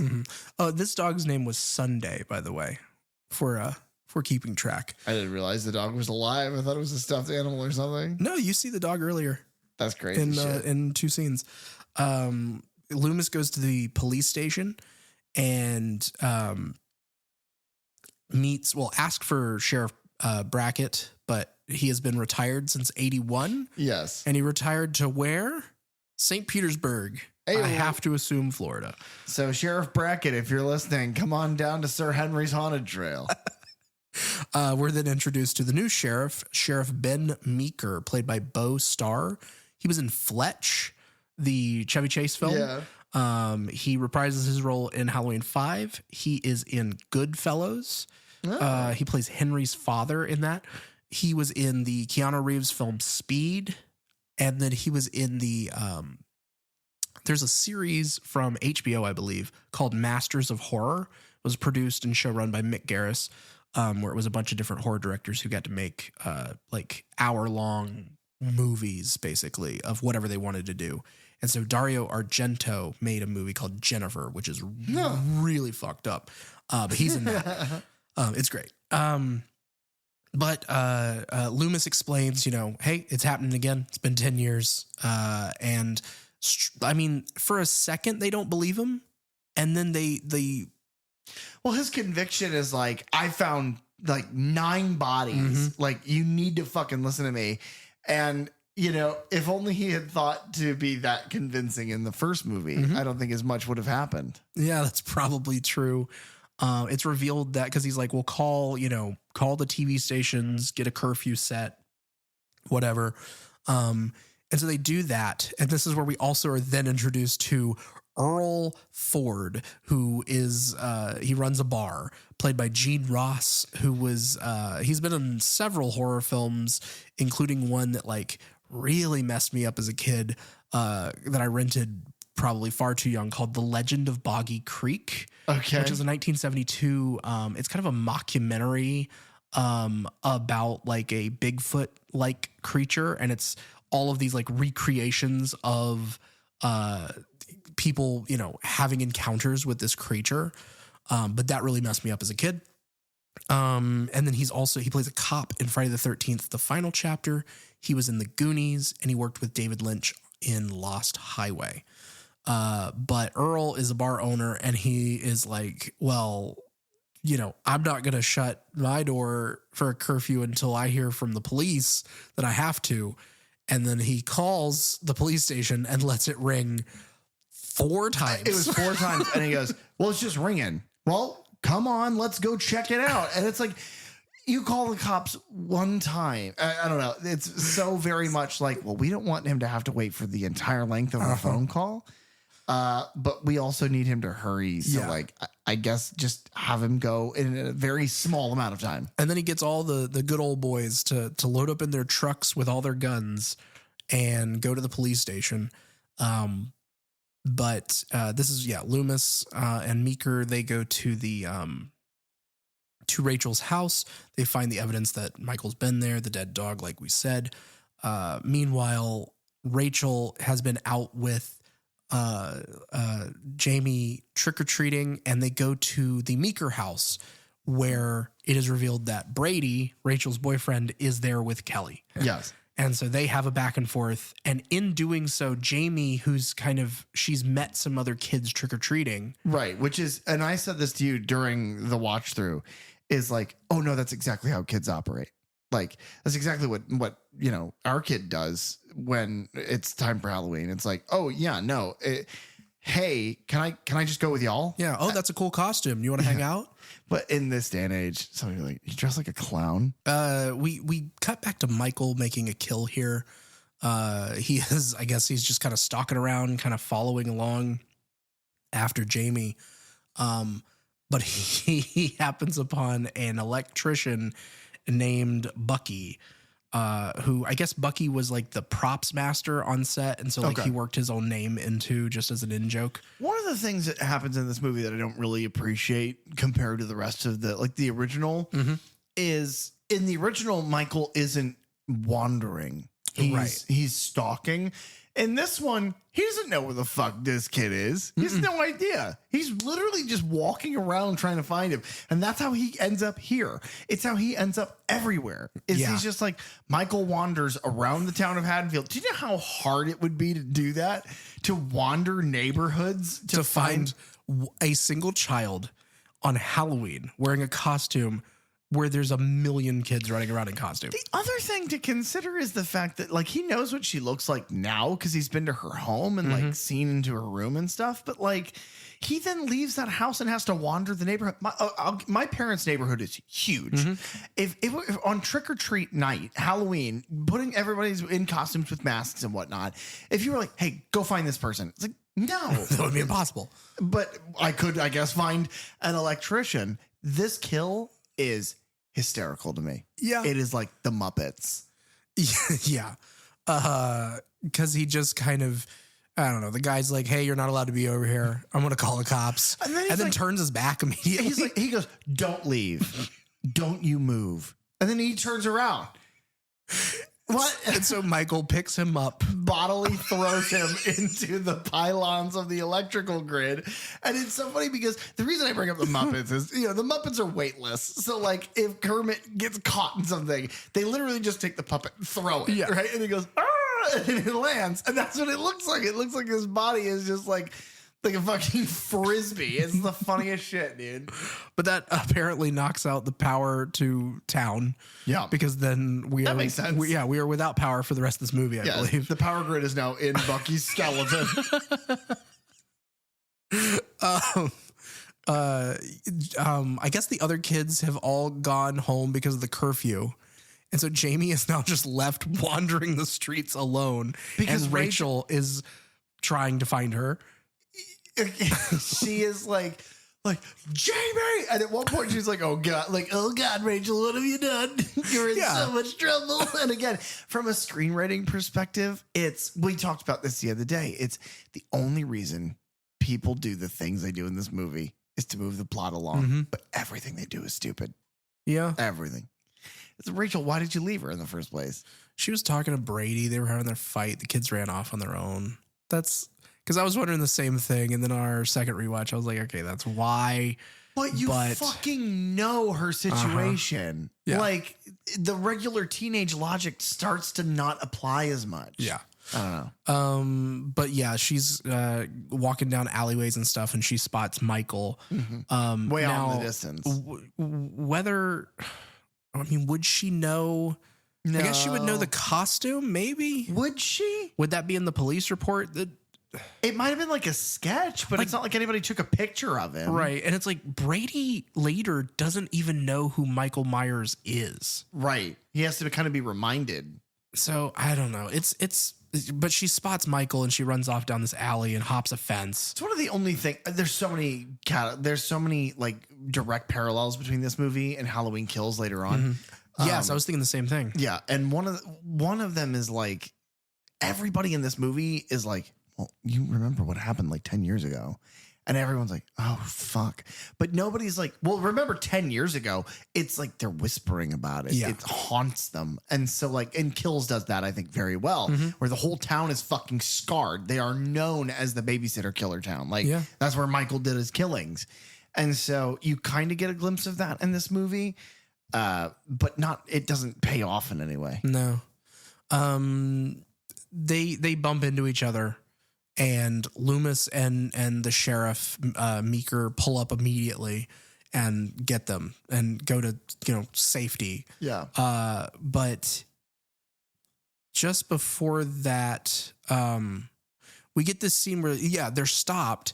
And then there's like 3 Michaels. And he points a gun at one of them because Loomis points his gun at everybody still. So like 3 Michaels appear surrounding them. Right. What must Loomis be thinking in this moment? How quickly can I shoot myself? How quickly can I take my own life to avoid having to deal with Michael Myers tonight 3 times? Like, does he believe that somehow there are multiple Michaels now? No, I think the first time I think the first one he sees, he's like, oh, fuck, this is Michael. Right. And then I think the second one, he's like, wait a minute. And then the third one, he's like, God damn it. But he pulls his gun and he points it. And the guy's like, pulls his mask and he's like, don't shoot. And then they all go, and they run away. And Meeker's answer is, fucking kids. But again, why are they dressed up like that? It's a very popular costume. For what reason? Well, because that was the costume that the murderer from their town from 10 years ago. Okay, see, that's a good answer. And if they had just addressed that. Anyway. Because teenagers are assholes. That's why. They scare the living shit out of me. I'm Gerard Way. All the cops at the police station have been killed. Yep. It is another bloodbath. Off camera. Which, again, why? That would have been interesting. Yeah, and also, I don't know, like... They spent so much time focusing on, like, the lynch mob showing up. I don't understand. Yeah, because that's Earl and the rest of the guys, they show up, and that's what it is. It's just like, oh, well, Michael just killed all the cops, but he's out there, and so... Fucking Earl pulls up, and he's like, hey... What happened? I called you and the phone rang twice. You didn't answer. And like, I thought that was really rude of you. And Sheriff is like, well, here's the thing. All my fucking deputies in there are dead. But why would you have thought that? 2 rings is too little to base that off of. He's like, yeah, I kind of thought that. And it's like, well, what? But I love the back and forth with Loomis here and Sheriff Meeker, because Earl and the rest of the guys like speed off. I'm just like, well, we're going to go solve this problem and find Michael. And Meeker's like, you just created a lynch mob. And Loomis is just like, all of your deputies are dead.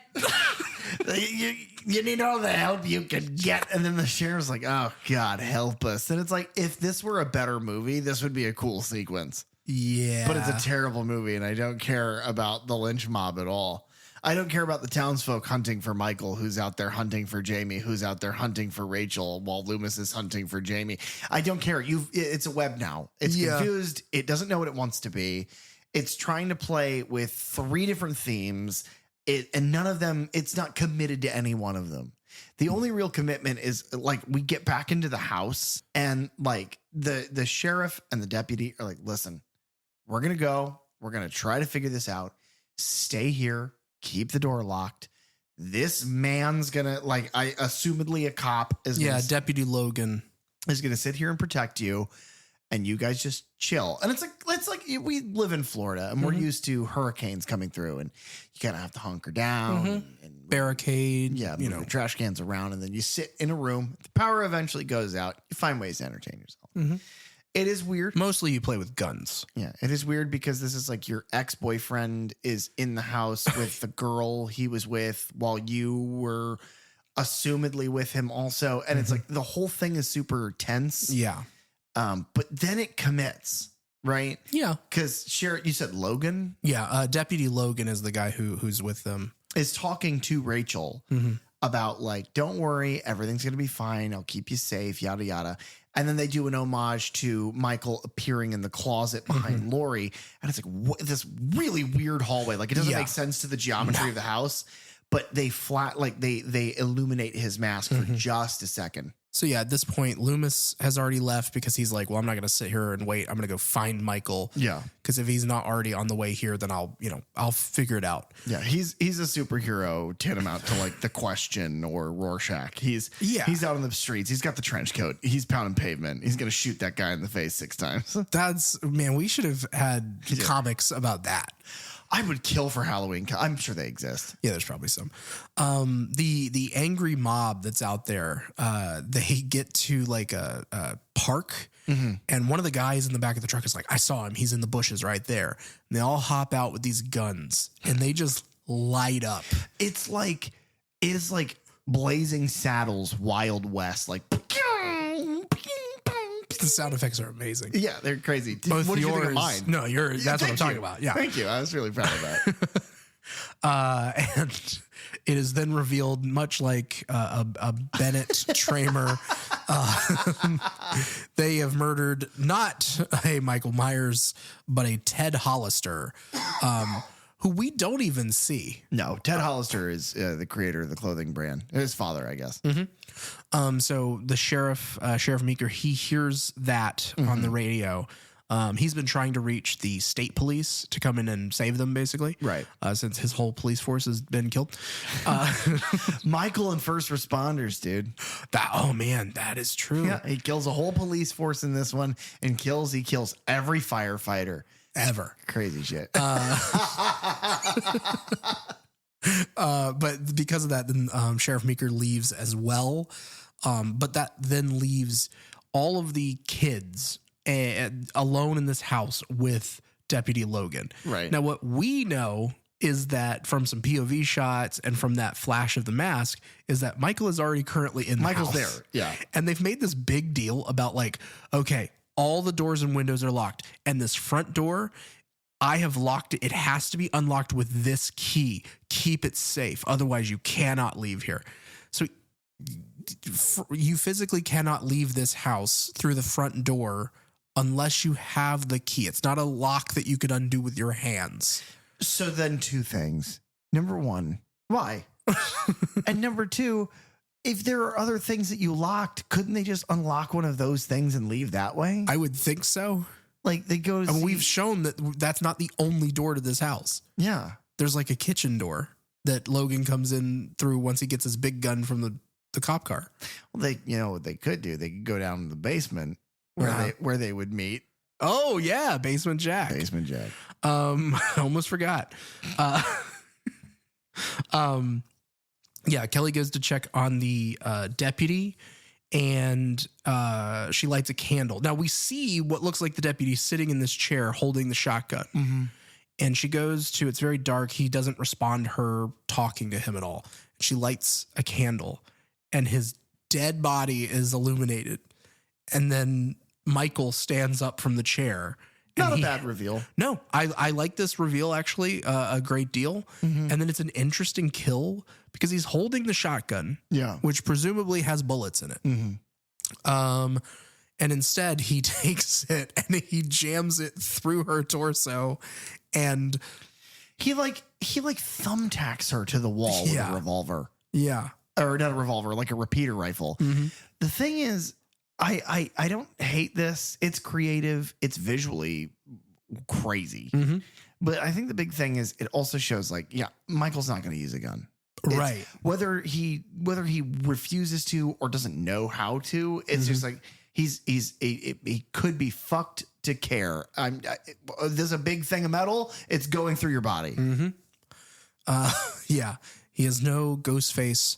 He has no junkie. He will not pull a trigger.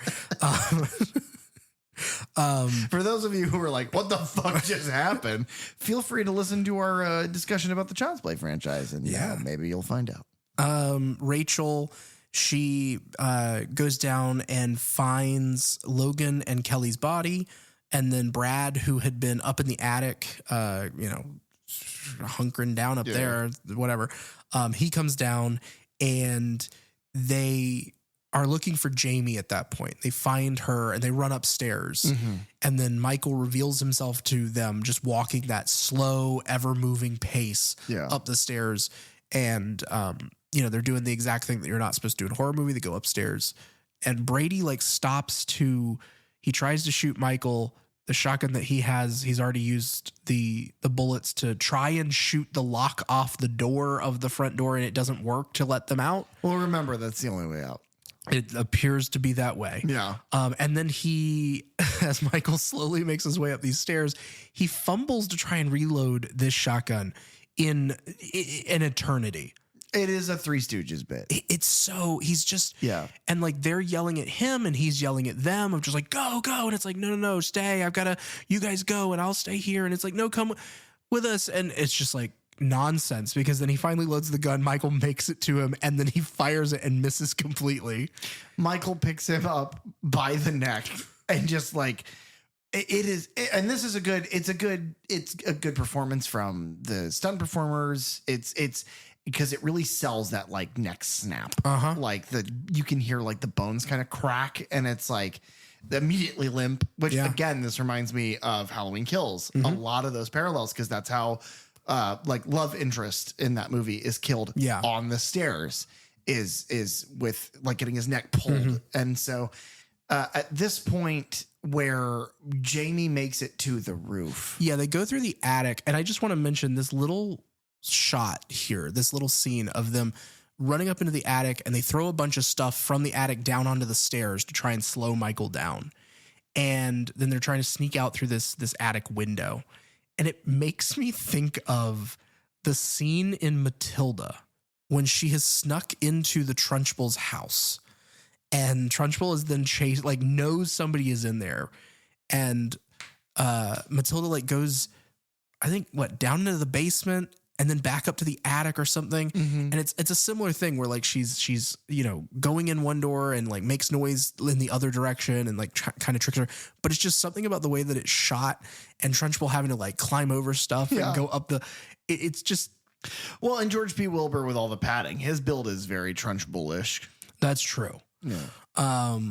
But yes, they make it out to the roof of this building or this house. The behind the scenes shows us that this is actually really cool, because they wanted to do an actual roof facade. They didn't want to do green screen or anything. They wanted to do a real roof. So what they did was they found a field, and they built the top 8 of a house, sat it down in the field so that they could climb around on a roof, but nobody could fall off of it. Well, yeah, to an extent. They said they built it 6 feet off the ground. Yeah. So, it's got a little bit of height, but it made it to where they didn't have to like poor 80s green screen it, or have safety rigs or do the stunt shit. It's like, you're up there, you're safe. Like, go ahead. Yeah. Again, this kid nails this performance. Yes. Oh, nails. At one point, whenever Rachel has Jamie on her back and they're kind of climbing up the roof, they slide down, and apparently one of the times that happens, there was a nail or a staple that was up, and just cut Ellie Cornell or whatever her name is, the actress, like all the way up the abdomen, and they had to stop filming, go get her stitched up, and then come back and keep going because they only had so many days that they could shoot. Jesus. But yeah. Imagine having that happen to you for Halloween 4. It could have been worse. It could have been Resurrection. But yeah, no. They like lowered Jamie down with some kind of wire cabling up there. And then Michael is after Rachel, who is like hanging off the side of the roof and ends up falling. Right. Like 2 full stories down. Yeah. And that thing that kills people. And then Jamie runs up and she's like, don't be dead. Again, great performances. They do this all the time. She's obviously not dead, but whatever. My biggest gripe with that And I don't know if this is just how it was written or if it's just kind of like, okay, let's write how a kid would talk maybe. Right. But yeah, she's like, don't be dead. Don't be dead. But she also says, come alive, Rachel. Please come alive. Yeah. And like, I get what she's getting at. It's just a weird line. Operated boy. Please come back to life or whatever.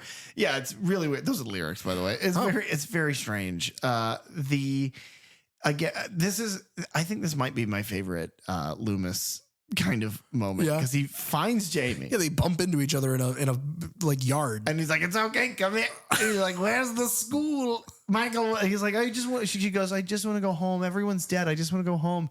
And he's like, "No, you can't go home. That's where they'll look. I just came from there. Where's the schoolhouse? You'll never look there." And it's like he wouldn't. He can probably see you. He went to the school in Halloween too. He's also standing on the roof. He's standing. He makes it down from that roof in record time. Well, he can teleport. At this point, yeah, he must. Well, I mean, that's like kind of his thing. He can fucking teleport. But so it's like he can see you. But then to make matters worse, when they get to the schoolyard, the schoolhouse, the doors are chained shut. So Loomis shoots the fucking lock, and it's like 4 shots, 4 gunshots in the middle of the night.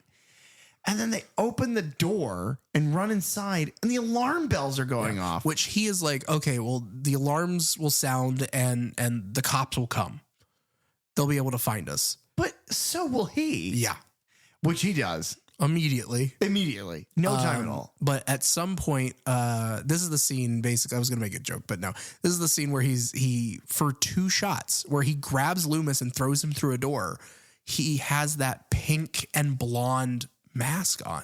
I'm so curious as to what the joke was. I was just going to say, at some point between leaving the Meeker house and making it to the school, he paints his face pink and he dyes his hair, he bleaches his hair. You should have said that. That was great.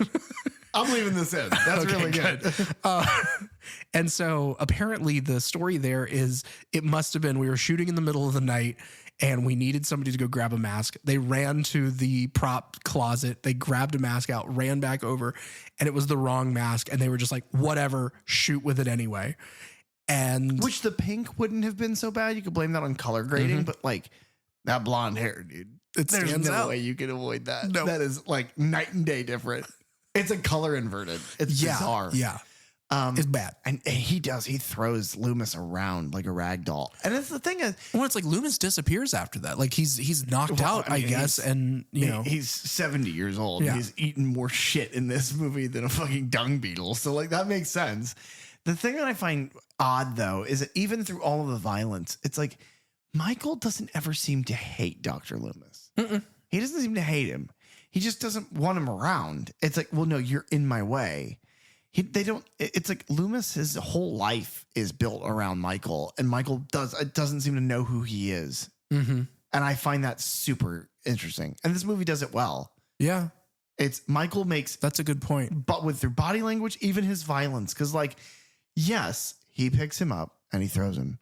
But like in a little bit, like when they're leaving the school, cause like, the lynch mob shows up or whatever, and they grab the girls, Rachel and Jamie, and they're like driving away. Michael's killing whomever, but at one point his hand, and I know I'm just a tad ahead, but Michael is on the roof of this truck and he smashes his hand through the window and he grabs this guy's throat with his fingertips and just tears his throat open. And that's my favorite kill in the movie. Yeah, it's a great effect. It is so far in the Halloween series. This is my favorite kill of the series. It's brutal. It's brain dead. It's gory, and it feels like a psycho. All of that to say, he could have done that to Loomis. If he hated him, he would have. But I don't think he's operating on hate. I don't think he's operating on anything. I think he is, they always refer to, he's like a shark. And I think I think this is a really good way to show that. It is like Loomis is standing between me and my prey. Right. And I don't fucking so I'm care going to about get Loomis. him out of here. And I think that's part of what bothers him so much, Dr. Loomis, not to like speculate wildly on a movie that barely cares about his own characters. But like, I think Loomis is fucked up because it's like, well, no, I've spent a lifetime on you. Like 25 years. Like, take me instead. And Michael's like, I don't give a fuck about you, bro. And I feel that like tension and that issue kind of building in Loomis's chest. And it really cultivates right here. Yeah. Because he literally just gets fucking bodied. Like, just get the fuck out of here. Thrown like a paper airplane. We don't see him until the epilogue. Which is the best scene. Yeah. But yes, Michael almost gets Jamie here, but Rachel comes back in. And they get away with the lynch mob with Earl and a couple of the guys in their truck. And they're like, all the guys with the guns are ready to go in. And then one of them is like, well, hold on. Because, like, the police are coming. Yeah, maybe the state police should be here any minute, right? Maybe we're leaving with the police. And then they're all just like, because there's already been so many deaths that they're just like, yeah, okay. Well, and these are the guys who killed, that Hollister kid. That very young man. Mm-hmm. They are driving out of town. The state police pass them. Mm-hmm. And the last one in the line stops, gets out. Jesus. And they stop and they, kind of explain their situation of just like, we're getting out of here. He was at the school the last time we saw him. None of these performances, by the way, are even close to good. No. They're so clunky and heavy and just like, we're going back down to the Haddonfield. And it's like, you're in fucking Illinois. Why do you sound like that? If anything, you should sound like you're from Chicago. Why do you sound like that? Yeah. That's the thing. That's another Hollywood pet peeve is like, hey, if your town is rural, if you're like a farm town or a quiet town or whatever, if you're not in the fucking South of America, you're not going to have American Southern accents. Right. You're just not going to have them.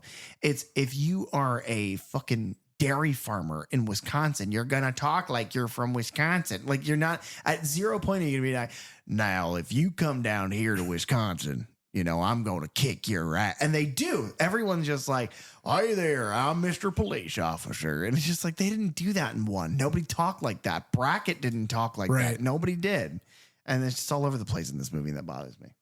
Yeah, what bothers me is that, they talk to the state police officer and then they drive away.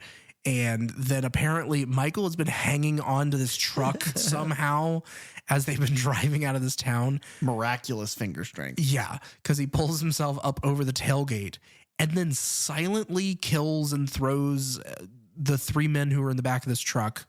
Which you can kind of justify. You're in the back of a truck. It's moving, let's say 50 miles an hour. There's wind. You're focused on hanging on. And you're looking out and around, like trying to look out around the bed. You can justify it, but there's no reason to. You could have done this better. Yep. And because he takes care of them like almost one by one, and the others don't realize it's happening until he's on to them. Yeah. And then Earl and the girls in the car, in the truck, they don't pay any mind to any of this happening directly behind them. Yeah, they hear none of it. But this is where we get that amazing kill where he smashes through. He flat palms it like he did in Halloween. He's got that wrench. Yeah, it's just so good. It looks really, really like it's the makeup's super comprehensive. It just looks so good. And that's one of those punch up shots where they went back and just did that effect just to get more blood and gore into the movie.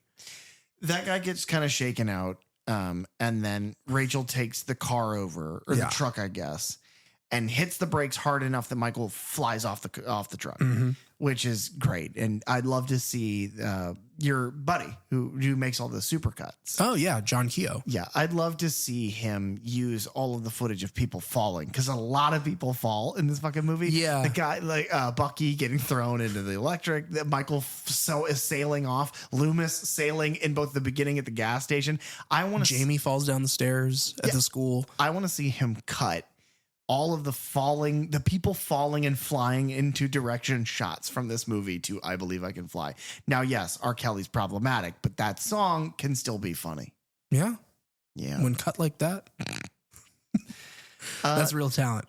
The movie, this is where the movie goes balls to the wall. And I'm going to explain the ending. I'm just going to talk for a solid minute, and then we're going to get to the ending, and we can talk about what the fuck it means. So, in order, Michael is thrown from the roof of the truck, lands in the middle of the road. Rachel goes, "Die, you bastard," drives the truck, hits Michael. Michael goes flying again. I believe I can. And he lands into the fucking dirt.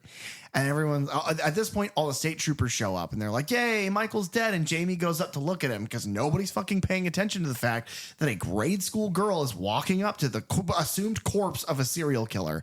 And Loomis isn't there to go, no, he's still breathing like he did in 2. So she gets up to him and she like touches his hand. Yeah. And when she does, like her attention is drawn to the knife. But then she lets go because they're like, Jamie, let go. And she lets go. And then all of a sudden, Michael is like revived. Yeah. And he grabs the knife and he lifts it, and then again but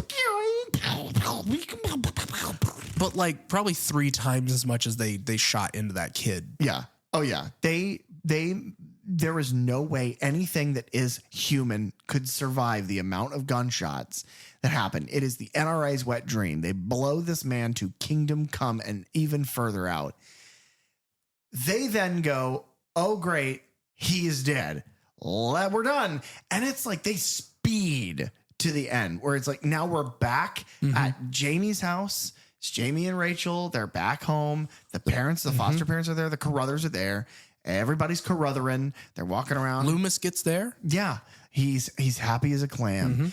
And then we do like this homage to the first movie where the Darlene Carruthers, the foster mother is like, hey, I'm going to go draw, Jamie a bath upstairs.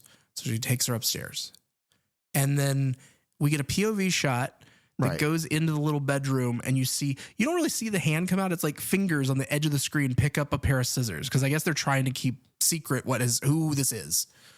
Right. And then the mask comes down over the screen like it did in the original. Right. We're looking from the killer's POV, but it is the child. And they are wearing now a clown mask because it's to quote Rick Berman, it's like poetry. It's so that they rhyme. Yeah. And so this is the same as the last George one. Lucas said that, by the way, not Berman. What's up with Rick's? Fucking Berman quotes him then. Who gives a shit? I do. And that's why we need you on this show. Because you care about shit no one else does, just like I do. But Jamie puts this clown mask on and then takes these scissors and assumedly butchers her fucking foster mother to death. She then screams, which draws the attention of everybody, but none faster than Dr. Samuel Loomis, who rounds the corner of the stairs and looks up the stairs and sees Jamie with the pair of scissors covered in her foster mother's blood. At which point, this is where it's like, yeah, I'm pissed. Halloween is the most important horror movie of all time. One of the more important movies of all time. It is genre defining. It is widely considered a perfect movie. The techniques that were made to shoot it had never been done before. This movie is schlock. It's crap. It is a cheap facsimile. It does nothing that the first one does well. But Donald Pleasance is a dreamboat. And he rounds the corner and dials it. Earlier, I said he dialed it up to 30. He dials it to 3,000. He rounds the corner and he sees that kid covered in blood. I swear to fucking God. He immediately pulls a gun and points it at her. It is immediate. He asks, on site. He asks 0 questions. He does. Well, he's not a cop. He's a fucking psychiatrist. And he's looking like, that's a crazy little kid. And he pulls a gun and points it right at her face. The whole time he's going, no exaggeration for volume or tone. He's going, no, and he points his fucking gun at her. And then Sheriff Meeker jumps on him and wrestles the gun out of his hand. It's like 3 cops have pinned him, and the movie ends. This is where the movie ends with him shoved into the corner by these cops going, no, and and it's like it keeps cutting back to her. Yeah, close up on Jamie's face in the mask as she raises the bloody scissors. So here's the question. Yes. Is the movie trying to say, because I have 2 theories, and I'd like to put this to our audience because I have 2 theories. The first theory is that the Myers bloodline is tainted with insanity, and that Jamie's story here is the opposite of Michael's, in a lot of ways. Whereas Michael was left alone by his parents and sort of potentially neglected in like kind of an emotional way and left to entertain himself because his sister is much older, sexually promiscuous, and he puts on a mask. And this is where my theory begins. He puts on this clown mask, and in the hiding of his own face, no longer needs to be human. Like, he is mentally ill. Even as a child, he's so mentally ill and aggressively violent that the second he puts the mask on, it's like, oh, well, now I just get to be the thing inside. Right. I don't have to put on faces. I can just be this mask, and goes and murders Judith Myers. And then when he comes back, that's the reason he goes. Because the question's always, why does Michael need to wear a mask? I think he gets the mask because the mask frees him from humanity enough so that he can be psychotic, hidden behind a lair. And I think that's what John wanted to do with that. That's my assumption. Yeah, I would agree pretty much with that theory. So is what this movie is doing is that, because Jamie's put the mask on a couple times, but it's like the final one, she's in the room, she puts the mask on, and it's like she's grabbed the scissors, put the mask on. And is it like, I'm putting this mask on and it's the same thing? Because I get that's so poorly executed. Like, you could just have her never put the mask on, and then the second she puts the mask on, she begins to murder. Right. And you could draw attention to that and really explore that psychosis. I think that would have been really interesting, but they don't do that. Yeah. So theory number one is, are they trying to replicate like the maskism of Michael Myers with this kid? Or theory number two, she touches Michael's arm and it like something transfers to her. Because she then acts really weird. Yeah, whenever they hit him with the truck and he falls back into the onto the ground there of this like demolished house, you get a close up on her eyes looking at the knife where he lets go of the knife. And then Rachel steps away to talk to the cops and Jamie heads over there. So yeah, there's some sort of connection there, a psychic link or like an infectious sort of psychosis or something. The fact that you and I are having to, theorize and speculate about this means that if it were either of those things with a commitment, if it were either of those things and they'd really pounded and fleshed out those kinds of narratives, that would be really interesting. Right. But they didn't at all. It's just she kills somebody at the end of the movie and Loomis starts screaming. Yeah, it's like they wanted, some kind of, maybe not cheap thrill at the end here, but just like, well, we need a button on this thing. We need to. And I think what the writer initially wanted is, whether it be, I don't know how, but, it does pass on to Jamie, this killing gene, and it's somehow activated in her. And so she goes on to then, his hope was in the next movie that she would then be the killer, and we would, in the Halloween franchise, now follow Jamie Lloyd as the killer. And then Mustafa Akkad was like, no, you've also missed the assignment. It's always Michael Myers. Yes. Michael Myers sells the tickets to the fucking movie. More or less. Which is why people hate Halloween Ends so goddamn much. Because they do exactly that. Yeah, I can't wait to talk about that trilogy, thinking about everything else leading up to it and what they're referencing. Yeah. Okay. This is a tough one. It is tougher than it usually is. Derek Rosenberg, that D. Rosenberg of the Third Channel podcast. Do you recommend Halloween 4, The Return of Michael Myers, for your general viewing audience? Yes. Really? Yeah. Okay. I enjoy this movie for the most part. Okay. I like a lot of the little references and homages that it pays. I like especially hearing the writer more than the director. I mean, Dwight Little, he does an okay job of directing and like wanting to make a movie that goes back to Halloween, the original Halloween, which is, like you said, that was the assignment. I think that the writer, McElroy, I think he is far more a fan of and more versed in both Halloween and Halloween 2, the relationships that are happening here, who Michael Myers is as a character, what he means to Dr. Loomis and those interactions. And I think he had an idea of where he would like to see this go. And so hearing him talk about it, he really seems passionate. And like, so I try and take it with those things in mind of like, they really set out to do, to make a movie that could possibly live up to a continuation of 1 and 2. Whereas the director and probably Mustafa as well was like, I don't really care about 2. Just make it tie into 1. Just do 1 again. Yeah.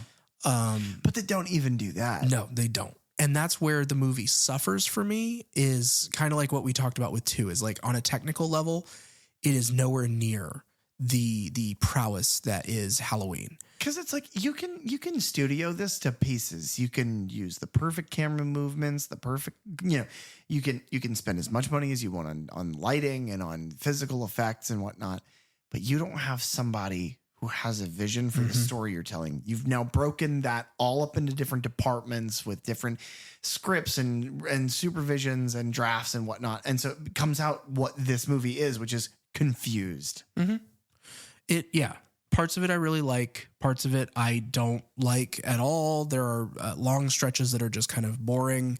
And it's mainly, it doesn't look like the previous 3 Halloween films. No. The cinematography is just so different. The cinematography goes from somebody who is an expert, like a professional, has a vibe, has a vision, to I am going to shoot this like a commercial.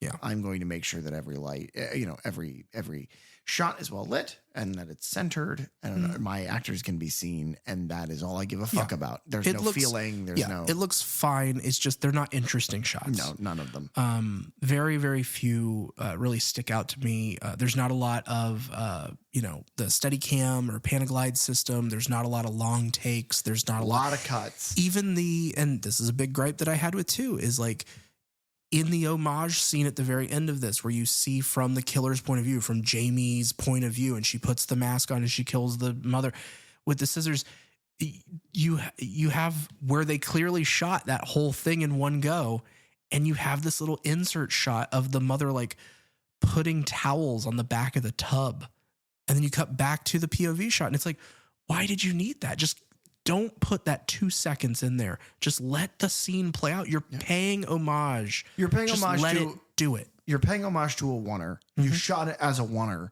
Why would you split that up? Yeah. So it's things like that that annoy me with the movie. But I think overall, I'm happy with what they were attempting to do. And I would have been interested to see them follow through with Jamie being the killer and somehow that passing on to her. Sure. And even if Michael was in it, but he was kind of like a mental image for her. Sure. That way you can kind of at least have your cake and eat it too a bit. I'd be interested to see what John Carpenter's idea for this would have been. Yeah. Because he'll never tell. He doesn't fucking care about this franchise. He hates this franchise now. So, although, we've talked about, apparently he's working on stuff with it again. So that's interesting. I've given my thoughts. Your thoughts, sir. Yeah. And your recommendation or not? I don't recommend this movie. I don't recommend this movie because the things I like about this movie are heavily unhinged, incredibly needed to the original Halloween movie. The things I like about this movie are basically, this is like the first one. So I wouldn't recommend this one because it's like, well, just watch the first one. And I was like, well, I've already seen it. And it's like, yeah, but if you're watching the fourth one, you're watching a worse version of the first one. So just watch the first one again. It's like when a lot of people compare, and I'm going to jump into Star Wars again for a second. I don't know why I do this so often. I fucking hate Star Wars. Everyone who knows me knows that I hate Star Wars. But when you look at, A New Hope and The Force Awakens, they are the same movie. Their act structure is exactly the same. The screenplay is basically the fucking same. The thing is that 7 is the same, but it does new things with new people and it feels new. It's almost kind of hard to pinpoint why. It just feels new. This doesn't. This feels like a downgrade. This feels like, visually, character-wise, It feels like it doesn't give a shit about your main driving force of this movie. And the other thing is that the second you decide to kill Laurie Strode off camera, you've lost my recommendation. It's like, that is so pivotal to this. Say she's out of town. Say she left. Yeah. To kill her is just like, man, you really didn't get what this movie was about. The first two movies in this franchise are about her fighting tooth and nail and overcoming incredible obstacles just to get away from this guy. And then she dies in a car crash off camera. It's like, a car crash? Killed Laurie Strode? Like, are you fucking kidding? I'll never understand that line of reasoning. Right. But no, I would say this. If you have seen Halloween enough times, you're like, man, I'd like to see something different. I'd like to see the TV version of this. If you're desperate enough to read the novelization of Halloween, give Halloween 4 a shot. Outside of that, I doubt I'm going to recommend any movies going forward except maybe H2O. But yeah, I would say that there are good parts of this movie. Yeah. I don't want to be super negative, but no, you're not wrong. I don't disagree. I agree with what you're saying. I don't know. I give it a little bit more than you do. And I feel like that's a theme, not in this show, but it bleeds from our lives where you are incredibly forgiving about this stuff. And I'm just like, no, I have a big stamp that just says no. And by the way, your TV ruined. Every time you put Halloween 4 on, I stamp it with a no. Thanks for tuning into the Third Channel Podcast. Please, if you have the time, rate, review, and subscribe on Apple Podcasts, Spotify, or any of your favorite podcast apps.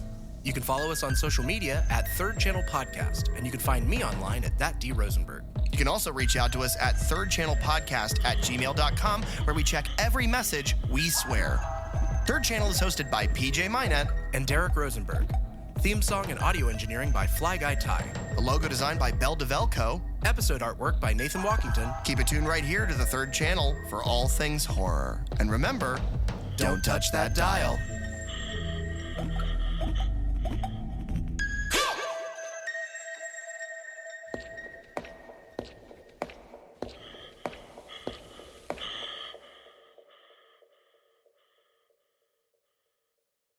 Egg salad and eggs.